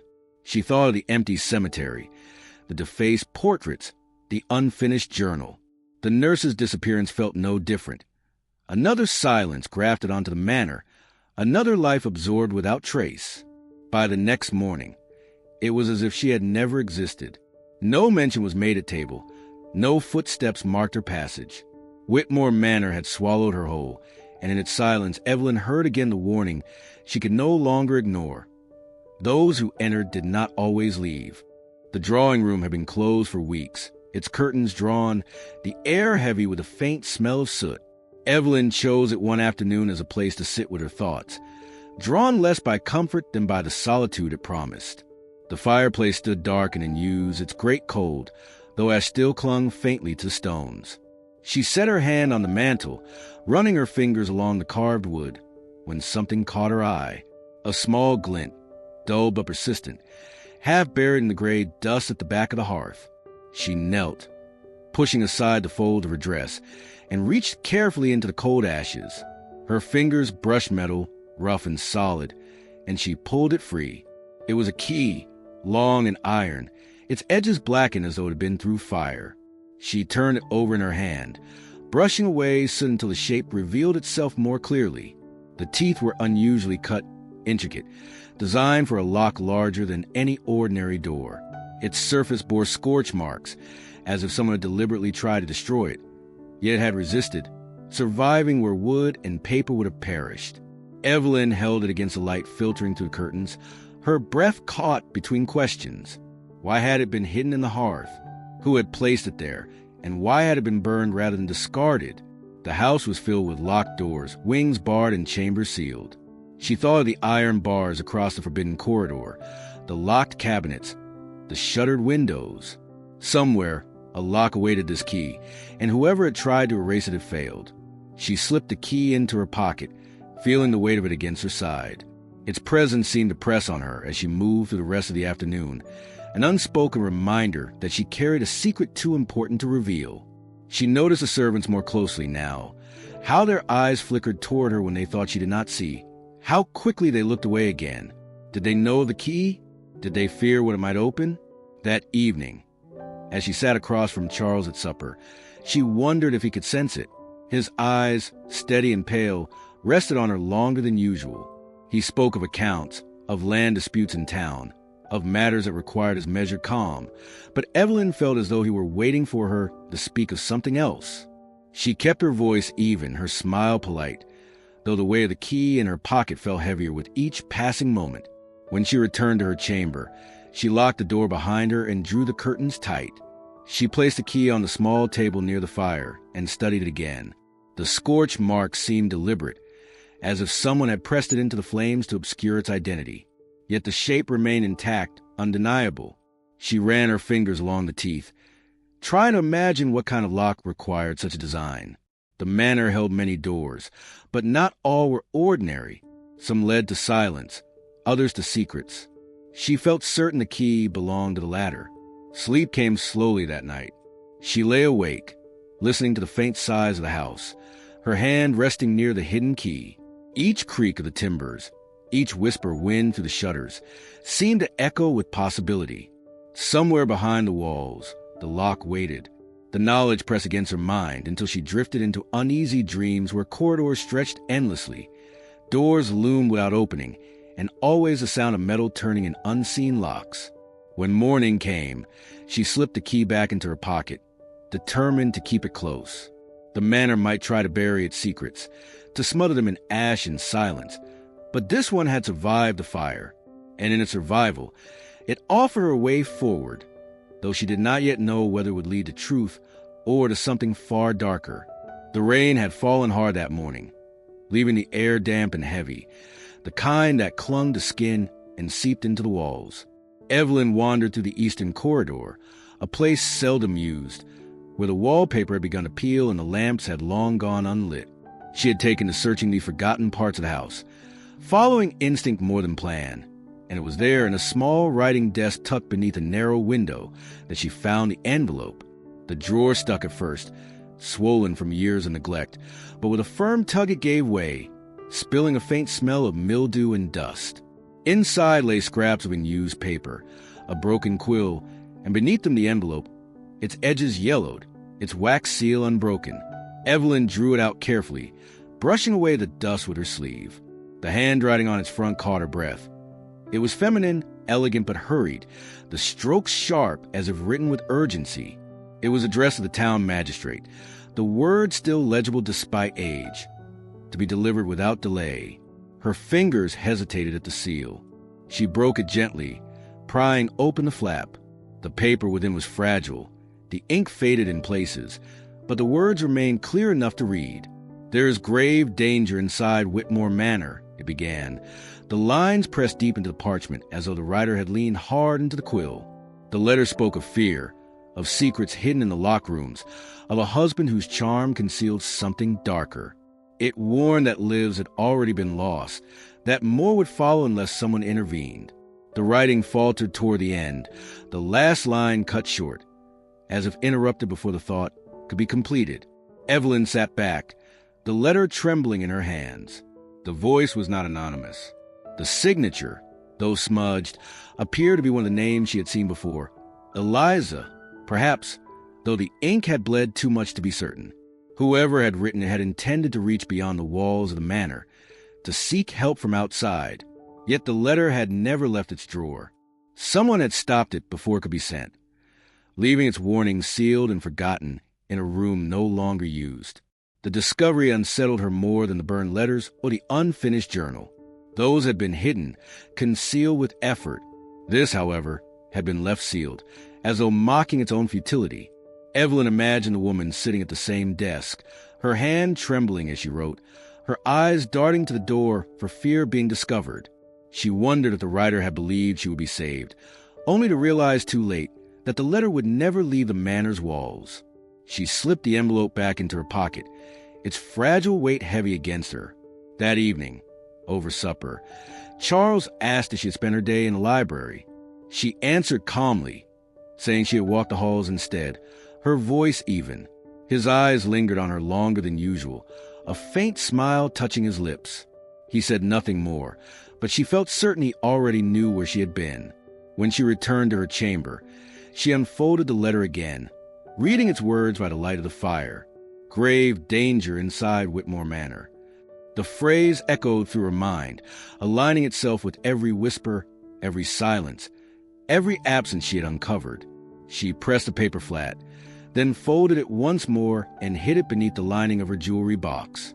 It seemed wrong to return it to the drawer where it had been silenced before. That night the rain returned, pattering against the shutters, and Evelyn lay awake listening. She thought of the magistrate in town who had never received a warning, of the woman who had tried to break through the silence and failed. She thought of the way the manor absorbed all voices, swallowing them until only fragments remained. And now, holding the letter close, Evelyn wondered if she, too, would one day leave behind words unsent, folded and hidden, waiting for someone else to find when it was already too late. Evelyn found the excuse she needed one afternoon, when Charles was away on business. She walked into town, her steps deliberate, her thoughts fixed on the letter folded tightly in her pocket. She had meant only to clear her mind, to feel the air outside the manor's walls, but her wandering brought her past a small brick building at the edge of the square, where the physician kept his practice. Its windows were shaded, its sign plain, the kind of place that blended into its surroundings. She paused at the door longer than she should have before summoning the courage to step inside. The interior smelled faintly of herbs and disinfectant, the air still with the hush of a room accustomed to confidences. A man rose from behind the desk, gray-haired, with a face that bore the weight of years spent listening to ailments he could never quite cure. His manner was discreet, cautious, as though words themselves were tools to be used sparingly. When Evelyn gave her name, his expression flickered, just for an instant. Something like recognition crossed his features before he composed himself again. She told him she had come to inquire about Charles's health, that she wished to understand more about his history. The physician hesitated, his hands clasping the edge of the desk, his eyes lowering to the papers spread neatly before him. At first he spoke in generalities, of Charles's constitution, of routine consultations, nothing more. But when Evelyn pressed, lowering her voice and asking about those who had come before her, his silence stretched too long to be casual. Finally, he exhaled and leaned back in his chair, the wood creaking softly. "I did treat them," he admitted, his voice measured low. "One by one, they came to me, each with the same complaint, weakness, sudden and unexplained. At first only fatigue, a sense of weariness, but it worsened. They grew pale, thin, unable to stand for long. I prescribed rest, tonics, changes in diet, but nothing seemed to help. And always," he paused, his eyes meeting hers briefly before looking away again, "always they ceased their visits. I was told each had moved away." Evelyn listened, her pulse steady but quick beneath the surface. The doctor's words confirmed what she had already begun to suspect, that the disappearances were not sudden vanishing acts, but preceded by long declines, hidden beneath polite explanations. She asked if he had ever questioned the truth of their departures. The physician pressed his lips together, folding his hands in his lap. "I learned long ago," he said quietly, "that questions can close doors. I have a practice to keep, a life to maintain. Some matters are better left untouched." There was no bitterness in his tone, only resignation. Evelyn understood then that the silence surrounding Whitmore Manor was not only inside its walls, but spread into the town, pressing on those who might otherwise have spoken. Fear, or perhaps self-preservation, had muted them all. She thanked him, though the words felt hollow. As she turned to leave, the doctor's voice stopped her. "Be careful," he said, softer now, almost a whisper. "The weakness comes quietly, before one realizes it has taken hold. If you feel it, even faintly, you must leave." He said no more, returning his gaze to the papers on his desk, as though he had not spoken at all. Evelyn walked back through the town in silence, the warning echoing in her mind. The weakness. She thought of the wives whose portraits had been defaced, of the journal cut off mid-sentence, of the nurse who had vanished before dawn. Each had lived under the same roof. Each had withered before disappearing. And now she understood that their ends were not abrupt but inevitable. By the time she reached the gates of Whitmore Manor, the shadows had lengthened across the gravel path. The house loomed as it always did, silent, waiting. Evelyn felt the weight of the physician's words settle over her like a shroud. The weakness, he had said. She wondered how much time she had before it began again. The discovery came when Evelyn was tracing the outlines of the manor with her hands, a habit she had developed in the long hours when Charles was away. She had begun to notice irregularities in the walls, places where sound carried differently, where footsteps echoed oddly. In one such hallway, tucked behind a seldom-opened door near the servants' quarters, the plaster felt too smooth, too uniform, as though it had been laid deliberately to conceal rather than to finish. She pressed along its surface, her palm moving carefully over each panel, until her fingers found a faint seam. The line was nearly invisible, hidden beneath layers of paint, but once felt it could not be ignored. Evelyn leaned her weight against it, uncertain at first, until the panel gave a reluctant shift. With a groan it opened inward, revealing a narrow gap. A rush of stale air emerged, cold and damp, carrying with it the smell of earth long undisturbed. She lifted her candle higher and peered inside. A set of wooden stairs descended sharply into darkness, their edges warm but sturdy, the wood darkened with age.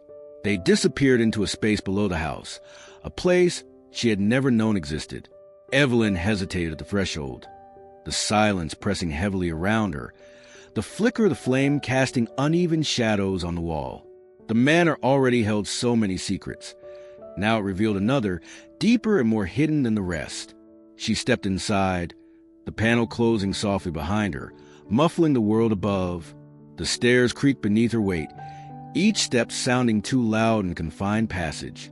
Cobwebs brushed her face, dust clung to the folds of her dress, and still she descended, compelled by a need she could not name.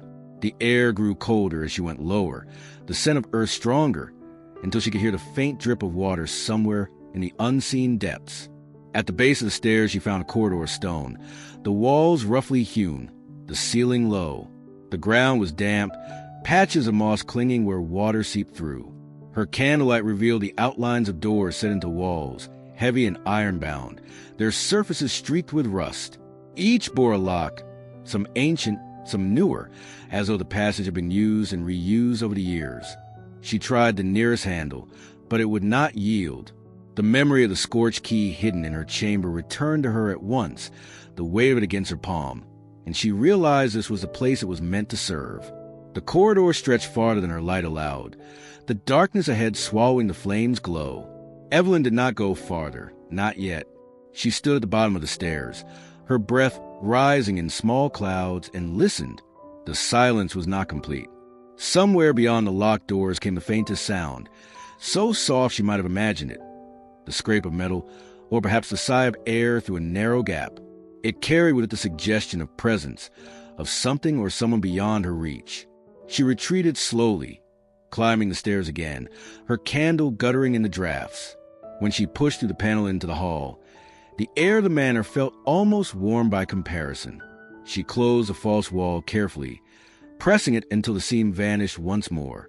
That evening at supper, she sat across from Charles, who spoke casually of his affairs, his voice calm, his gestures steady. Evelyn answered when required, her expression controlled, but her mind remained fixed on the hidden passage beneath them. She wondered how many others had stood where she had stood, staring at the locked doors, listening to the faint sounds in the dark. When she retired to her chamber, she took the scorched key from its hiding place and held it in her hand. The teeth glinted faintly in the firelight, jagged and deliberate. She turned it slowly between her fingers, the weight of its purpose undeniable. Somewhere beneath her feet, the locks waited, and with them the answers the manor had kept buried. But answers carried their own dangers, and she knew that once the key turned, nothing would remain the same. The rain had returned, steady and unbroken, drumming against the high windows of the library. Evelyn sat alone, the fire crackling faintly at her back, her eyes drifting once more across the shelves she had already searched a dozen times. She had grown accustomed to finding what Charles did not intend her to see. Letters, journals, fragments of past, but it was a cabinet in the far corner that still lingered in her thoughts. She had opened it once, finding ledgers of accounts, numbers that hinted at secrets. That evening, when the house was quieter than usual, she returned to it. The latch gave way under her hand, as it had before. Inside were the same volumes, lined neatly, their spines worn but orderly. She pulled one at random and carried it to the desk. At first the pages appeared familiar, entries of payments, retainers, and expenses. But as she turned farther, something shifted. A page bore not only numbers, but names. They were written in Charles's precise hand, each name carefully underlined, each followed by a date. Evelyn leaned closer, her breath catching as she read. These were not servants, nor men of business. They were women, names she had seen only in fragments. In the half-burned letters, the erased plaques beneath ruined portraits, the unfinished journal. Each name aligned with a span of months or years, sometimes short, sometimes longer, but always ending with a final notation. Besides, several were notes written in brief, clinical phrases. Decline begins, consult a physician, moved away. Her hand trembled slightly as she turned the pages. The list stretched farther than she had imagined, back through decades, as though Whitmore Manor had housed not one or two wives, but a procession. Each had been marked, not in memory or affection, but in the same way Charles recorded his accounts. Precisely, without emotion, a transaction entered into and closed. The most chilling detail lay not only in the notes, but in the way the ledger continued. After each name ended, space was left blank, as though in anticipation of what would come next. Some gaps were larger, others smaller, but all gave the impression that the book had not finished its work. When Evelyn reached the final page, her own name stared back at her, written in the same careful script, underlined with the same finality as the rest. No date followed, no notes yet recorded, but the space was there, waiting. Evelyn closed the book quickly, her hands pressing hard against the cover as though to silence it. She felt the air of the library shift around her, colder despite the fire. For a long moment she sat without moving, the ledger heavy before her, the truth undeniable. She was not an exception to pattern. She was its continuation. The sound of footsteps in the hall startled her. She slid the ledger back into the cabinet, closing the door with care, just as Charles entered the room. His expression was calm, his voice measured, asking whether she had found something to occupy her time. Evelyn lifted a volume of poetry from the desk, the same one she had used before, and answered lightly. He smiled faintly, but his eyes lingered on her longer than comfort allowed. That night in her chamber, she lay awake, the ledger's pages replaying in her mind. The names stretched endlessly, each one a life folded neatly into a line of ink. She thought of the empty graves in the garden, the erased faces in the portrait room, the whispers through hidden vents. All of it was accounted for, not in memory but in record, preserved with the cold precision of a man who measured even loss. She touched her own name in her thoughts and felt the weight of inevitability press closer. The book did not lie. It had written her into the same story as the others. And unless she found a way to break the pattern, She knew the space beside her name would not remain blank for long. Evelyn waited until the house had settled into its familiar rhythm of night before she returned to the hidden staircase.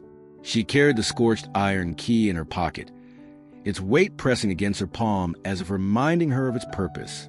The panel yielded as before, swinging inward to release the damp air from below. She descended quickly, her candle trembling in the drafts, until the stone corridor unfolded before her. The iron doors lined the walls in silence, their locks corroded, their surfaces streaked with rust and time. She tried the key against the first door, and though it resisted at first, the teeth fit. With a groan, the lock turned, metal grinding against metal, and the door opened inward. The air that escaped was colder still, carried with a faint scent of mildew and something sharper, metallic, like iron left too long in the rain. Evelyn raised her candle and stepped inside. The chamber stretched farther than she expected, its walls lined not with stone alone but with shelves and chests. Dust coated everything, yet the shapes were unmistakable. Jewelry boxes, trunks with faded initials, books stacked neatly as though once treasured. She moved closer, brushing the dust from the nearest chest. Inside lay a scattering of necklaces, rings, and brooches, their settings dull but intact. Some pieces bore monograms, letters that stirred faint recognition from the ruined portraits and the forgotten journals. Evelyn opened another chest, and the sight made her draw back. Dresses folded with care, their fabric now brittle with age, shawls discolored but preserved, slippers that had once graced the halls of the manor. The belongings were not discarded carelessly, but arranged as though placed in storage, a catalog of lives carefully removed from view. She reached for a book lying atop one of the piles. Its pages bore inscriptions in a feminine hand, small notes in the margins, verses underlined with care. The handwriting did not belong to her, nor to Charles. It was another voice, preserved though silenced. The chamber seemed endless. Each shelf yielded more objects, each chest more remnants. Letters tied in ribbon, combs, mirrors, trinkets too personal to have been abandoned willingly. Evelyn felt as though she were walking through a museum of vanished lives, curated in secret beneath the house that had consumed them. Her candlelight caught on the edge of a small framed portrait leaning against the wall. The face was faint beneath the grime, but the features were clear enough, a woman young and solemn, her gaze steady. The frame bore scratches across the surface, as though someone had tried to obscure it but had not finished. Evelyn's hand trembled as she set it back. She realized then that nothing had been lost by accident. Each life had been gathered, contained, sealed below the manor as though their absence above required preservation below. It was not erasure alone but possession. Charles had not only taken their lives from sight, but had kept their belongings as proof of what he controlled. The sound of water dripping from the ceiling broke the silence. Evelyn turned sharply, half expecting movement in the shadows, but there was none, only the rows of objects watching her, each one a relic of the women who had lived before her. She backed toward the door, her candle guttering in the damp air. When she closed the iron door and turned the key, the sound echoed down the corridor like a judgment. She climbed the stairs quickly, her breath shallow, the panel closing behind her with the softest click. In her chamber, she sank into a chair by the fire, the image of the chamber vivid in her mind. The shelves, the jewelry, the clothing folded with care. It was not a crypt but a collection, a hidden archive of absence. And now she knew with certainty that she was meant to join it. Her name written in a ledger, her belongings one day stored neatly among the others, sealed away in the dark beneath Whitmore Manor. The night she found it began with nothing more than a restless search. Evelyn had grown accustomed to moving quietly through the manor, using the hours when Charles occupied himself elsewhere to uncover what he had labored to conceal. The library remained the most dangerous room to linger in, yet it was also the one that yielded the most. She returned there under the excuse of reading, lighting only a single lamp to keep her presence unobtrusive. The cabinet in the corner, the one that had offered the ledger of names, still seemed to breathe secrets. She pulled it open again, running her fingers across the spines of the volumes, until she noticed a set of folders stacked differently from the rest. They were bound in leather but thinner than ledgers, their edges creased from being handled often. She drew the first out, opening it on the desk with care. What lay inside was not the neat columns of numbers she had expected, but formal documents, stamped and sealed. The writing was dense, paragraphs of legal phrasing, but the name stood out. At the top of the page was one of the wives she had already encountered in fragments, Eliza Whitmore. The document was a contract, transferring assets into Charles's stewardship, jewelry, properties, financial holdings, all absorbed with a simple flourish of ink. Evelyn felt her stomach tighten as she turned the page. Another document followed, similar in tone but bearing a different name. Each file contained the same pattern: the wife's signature, the terms of transfer, the neat notation at the bottom where Charles's own hand confirmed receipt. Some were dated within months of marriage, others a year or two later, but all ended the same way. Her hand trembled as she opened the next folder and found more names, each one familiar from whispers and scraps. The erased plaques in the portrait room, the unfinished journal, the burned letters. The realization grew heavier with each page. The women had not simply vanished from the manor. They had been stripped of everything before they disappeared. Their wealth had flowed into Charles's accounts, their fortune secured under his name, while theirs slipped into silence. Even dowries from families long since gone were accounted for here, cataloged with the same precision as the ledger of names.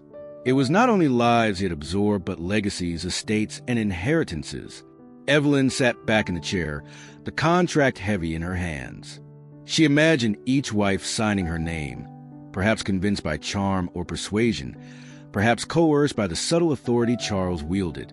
Once the ink dried, their freedom was already diminished.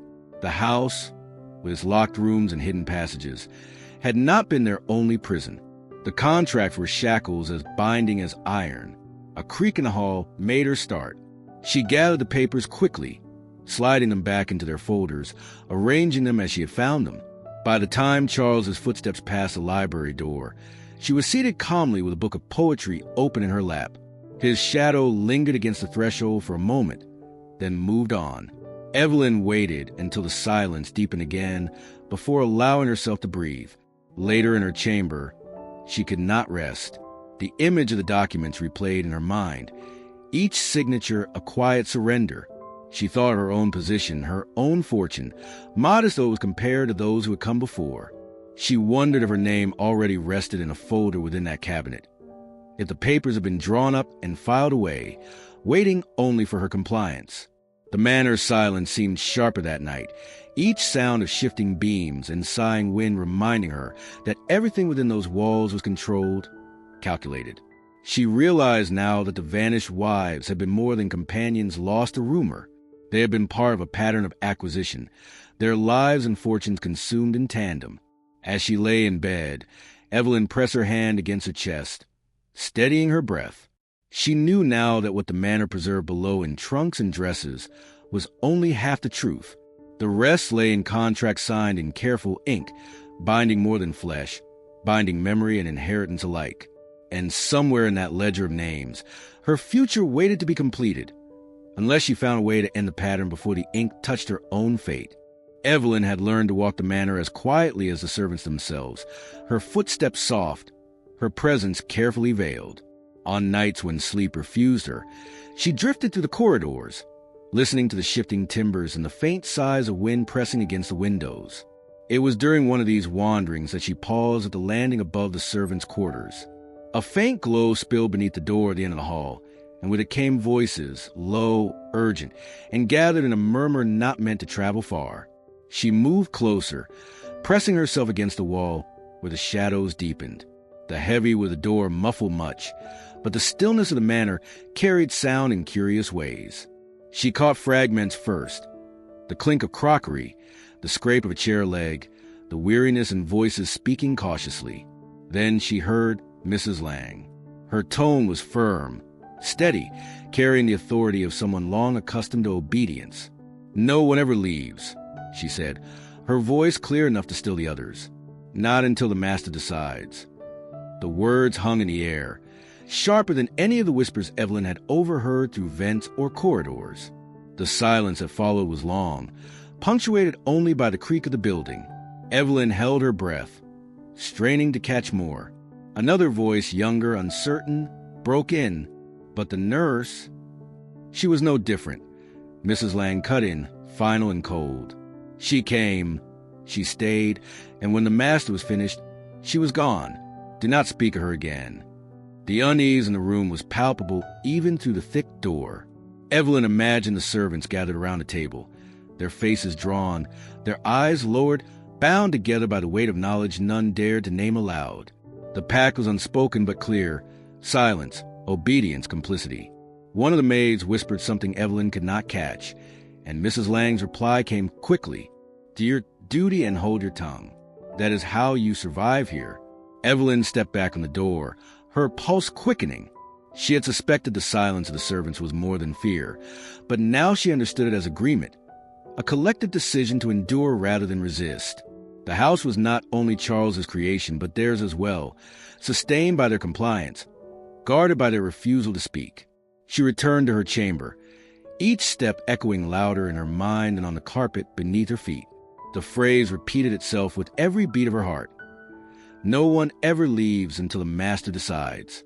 It explained the vanishing wives, the nurse, the sealed chamber beneath the house.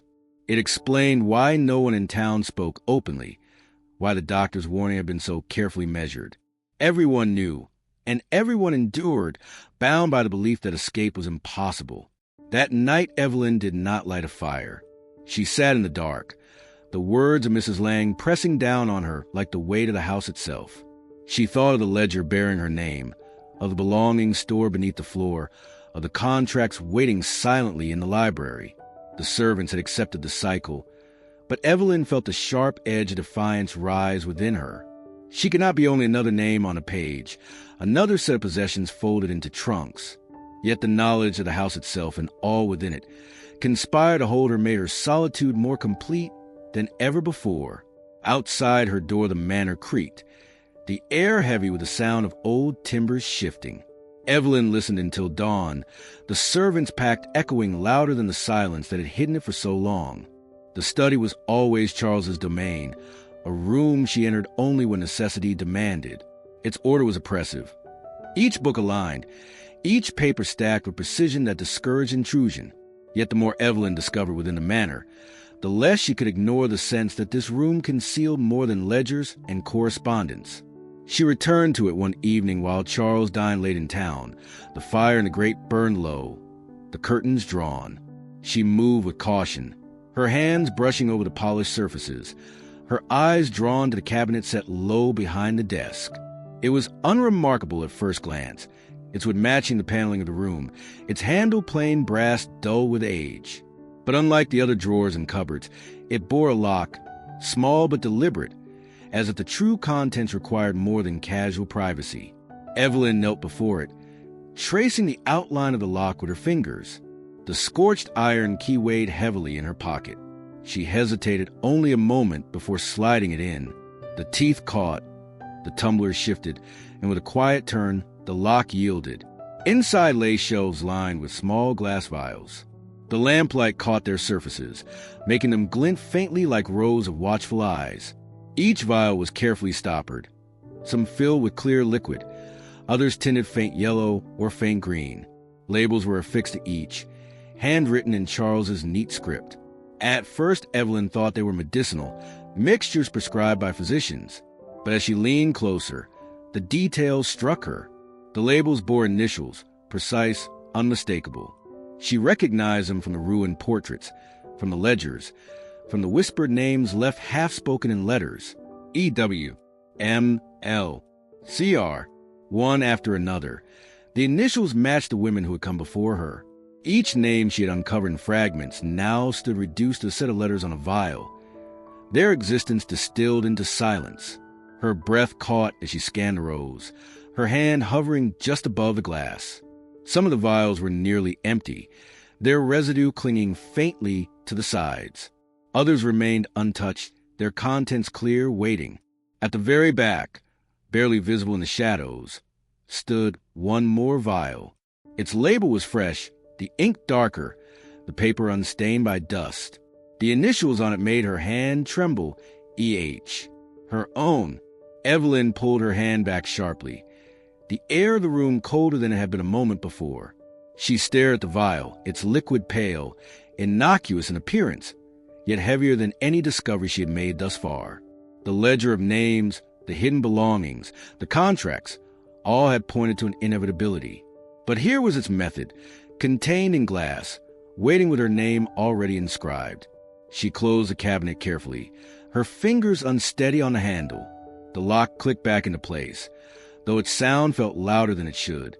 Evelyn rose, the fire throwing faint light across her face, and glanced once toward the door.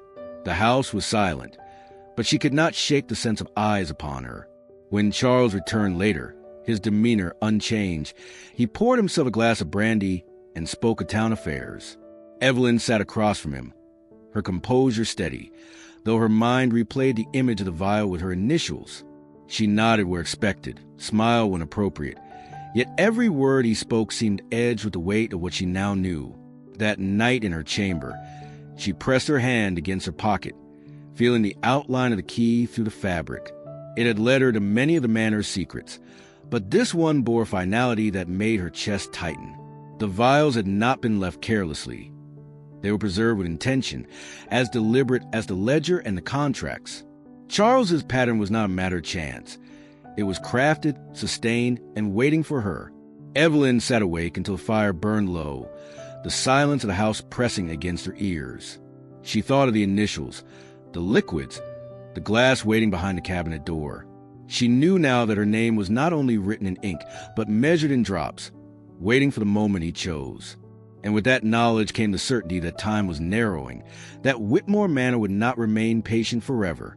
The grand hall had always loomed over Evelyn, its vaulted ceiling an echoing stone designed to remind those who entered of their smallness.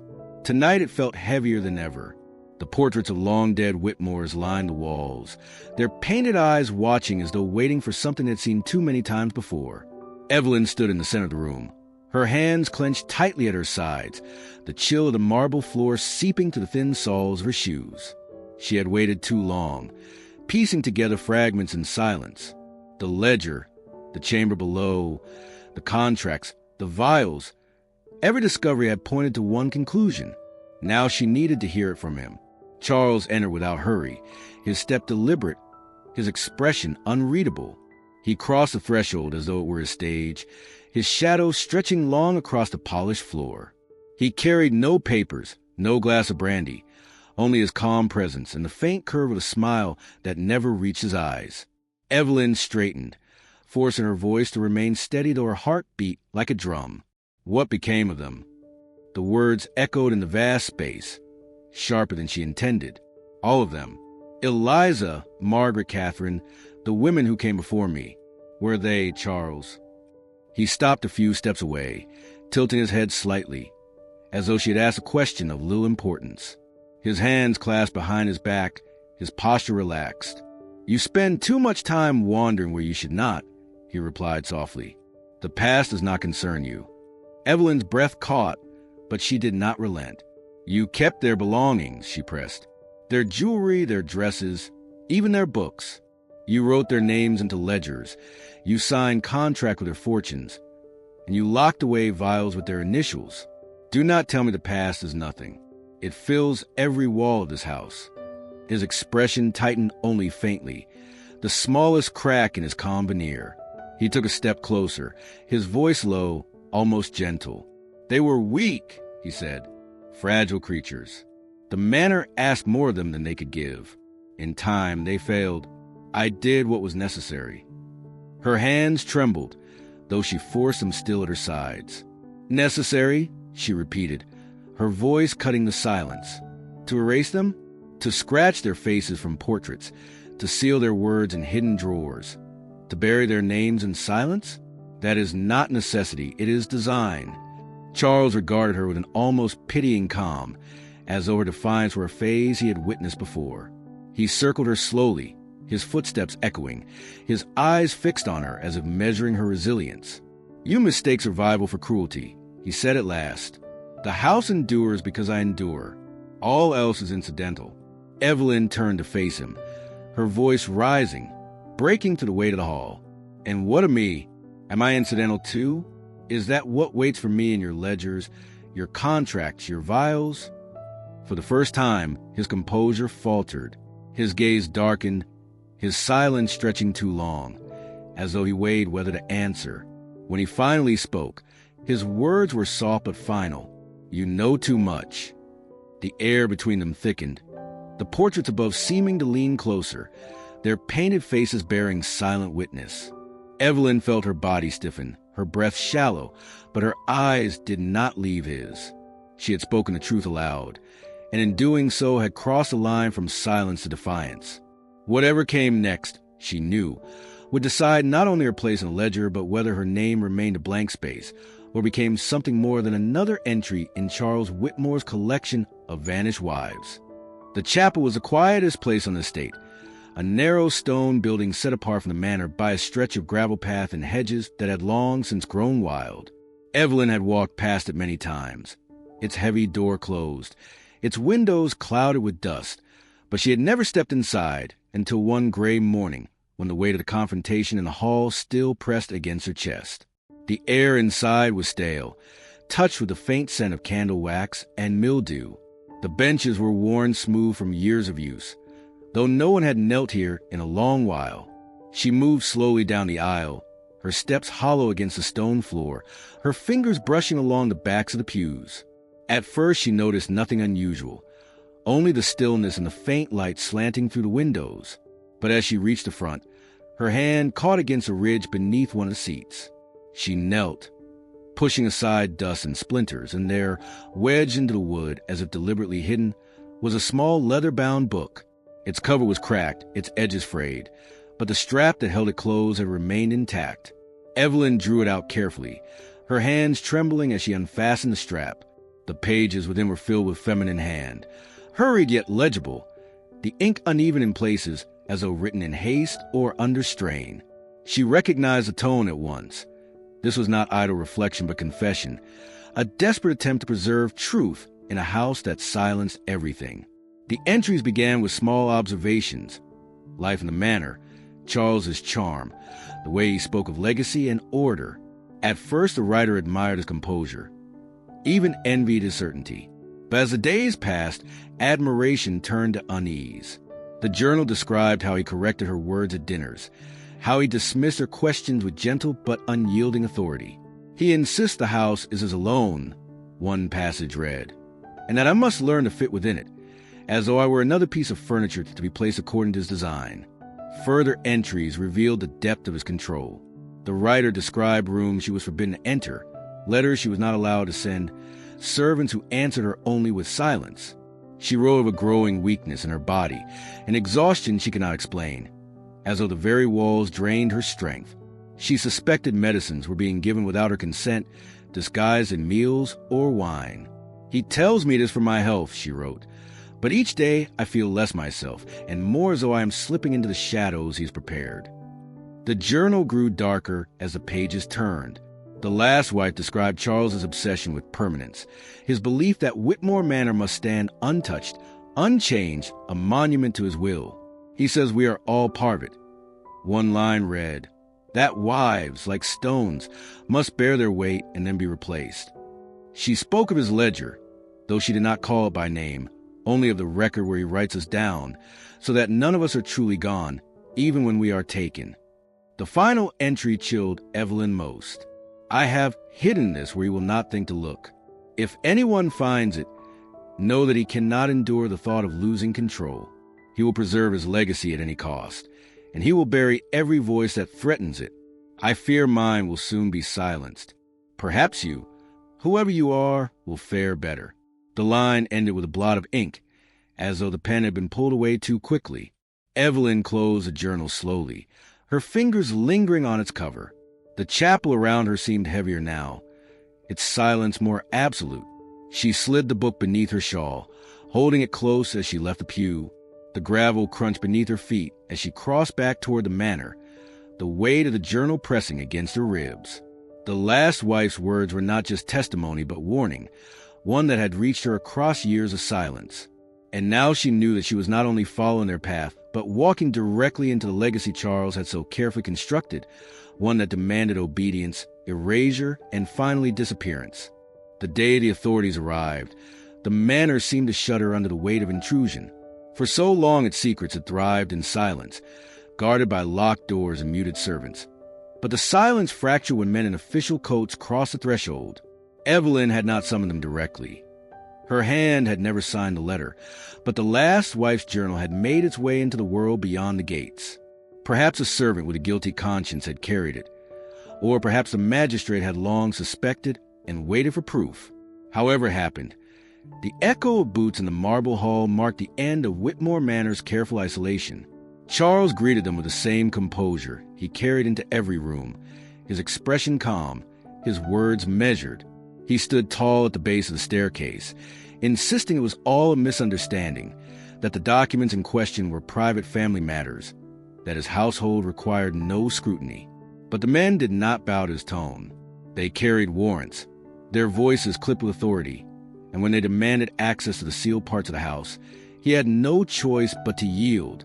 Evelyn watched from the edge of the hall as the panel to the hidden staircase was forced open. The damp air rose once again, carrying with it the smell of stone and rot. Lanterns were lit, shadows swaying as the men descended.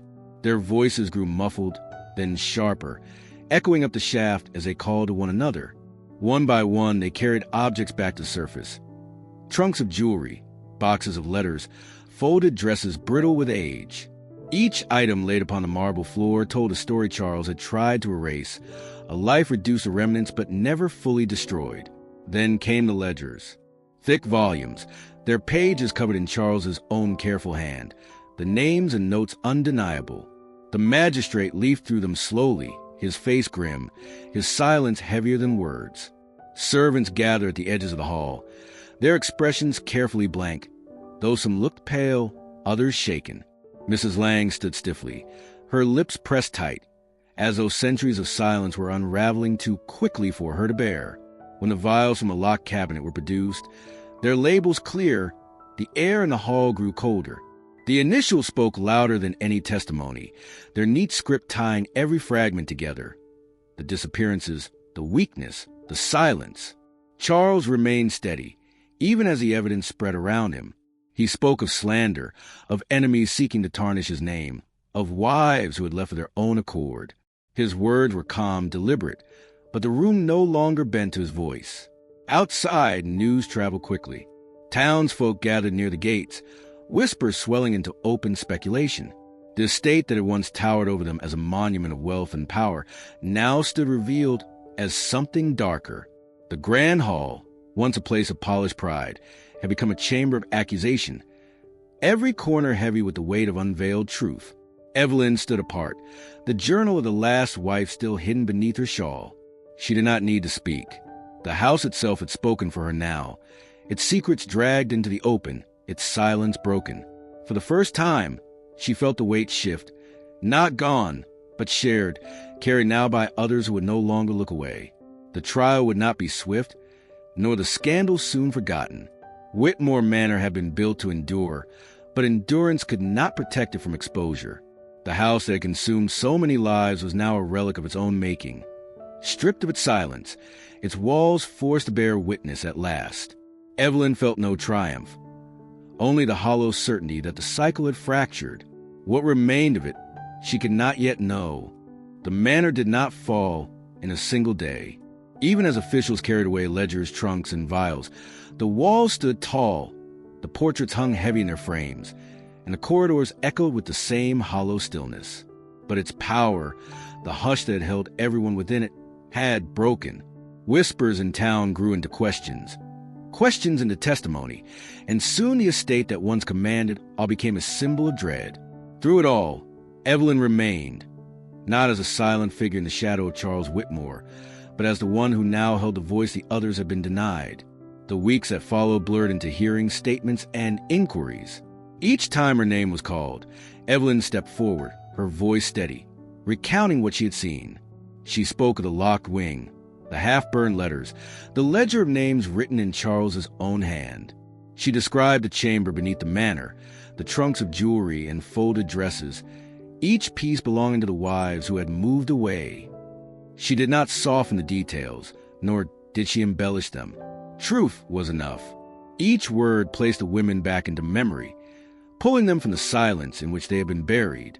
There were moments when she faltered in private, when the weight of all she carried pressed down like the stones of the house itself. But each time she unfolded the journal she had taken from the chapel, she found strength again. The words of the last wife were no longer a warning left to fade in a pew. They were testimony, and Evelyn had made them part of her own voice. The town listened, reluctantly at first, but with growing conviction. Those who had once looked away from the estate's peculiar history now came forward with fragments of their own, memories of wives glimpsed and then gone, of physicians' visits unexplained, of servants who seemed bound to secrecy. Each recollection added to the record, until the story could no longer be dismissed as rumor. Charles, even as the accusations mounted, carried himself with the same calm dignity. In the courtroom, he spoke with precision, argued with skill, but the weight of evidence could not be undone by tone alone. Evelyn never flinched when his gaze found her, never lowered her eyes. He had written her name into his ledger as though her fate were inevitable. By speaking, she had torn that inevitability apart. When the trials ended and the estate was stripped of its illusions, Evelyn returned once more to the garden where the empty plots lay. Grass had grown wild between the stones, the soil untended. She knelt there, the journal in her lap, and whispered the names she had learned. Eliza, Margaret, Catherine, and all the others whose initials she had seen etched on vials, whose faces she had uncovered beneath dust and paint. She spoke them aloud, her voice carrying into the stillness, giving back to them what had been taken. The manor would stand for years yet, its walls too heavy to vanish overnight, but its silence was gone. Travelers spoke of it as a place of shadows, a relic of cruelty laid bare. And in the town, the vanished wives were no longer whispers. They were names recorded in ledgers, not of Charles's making, names Evelyn had carried into light. In time, when she herself was spoken of, it was not as another wife in a long procession, but as the woman who broke the pattern, the widow who remained, who would not be silenced, who made certain that those who had come before were remembered not for their erasure, but for their endurance. Whitmore Manor, once a monument to control, became instead a monument to their voices, carried forward by hers.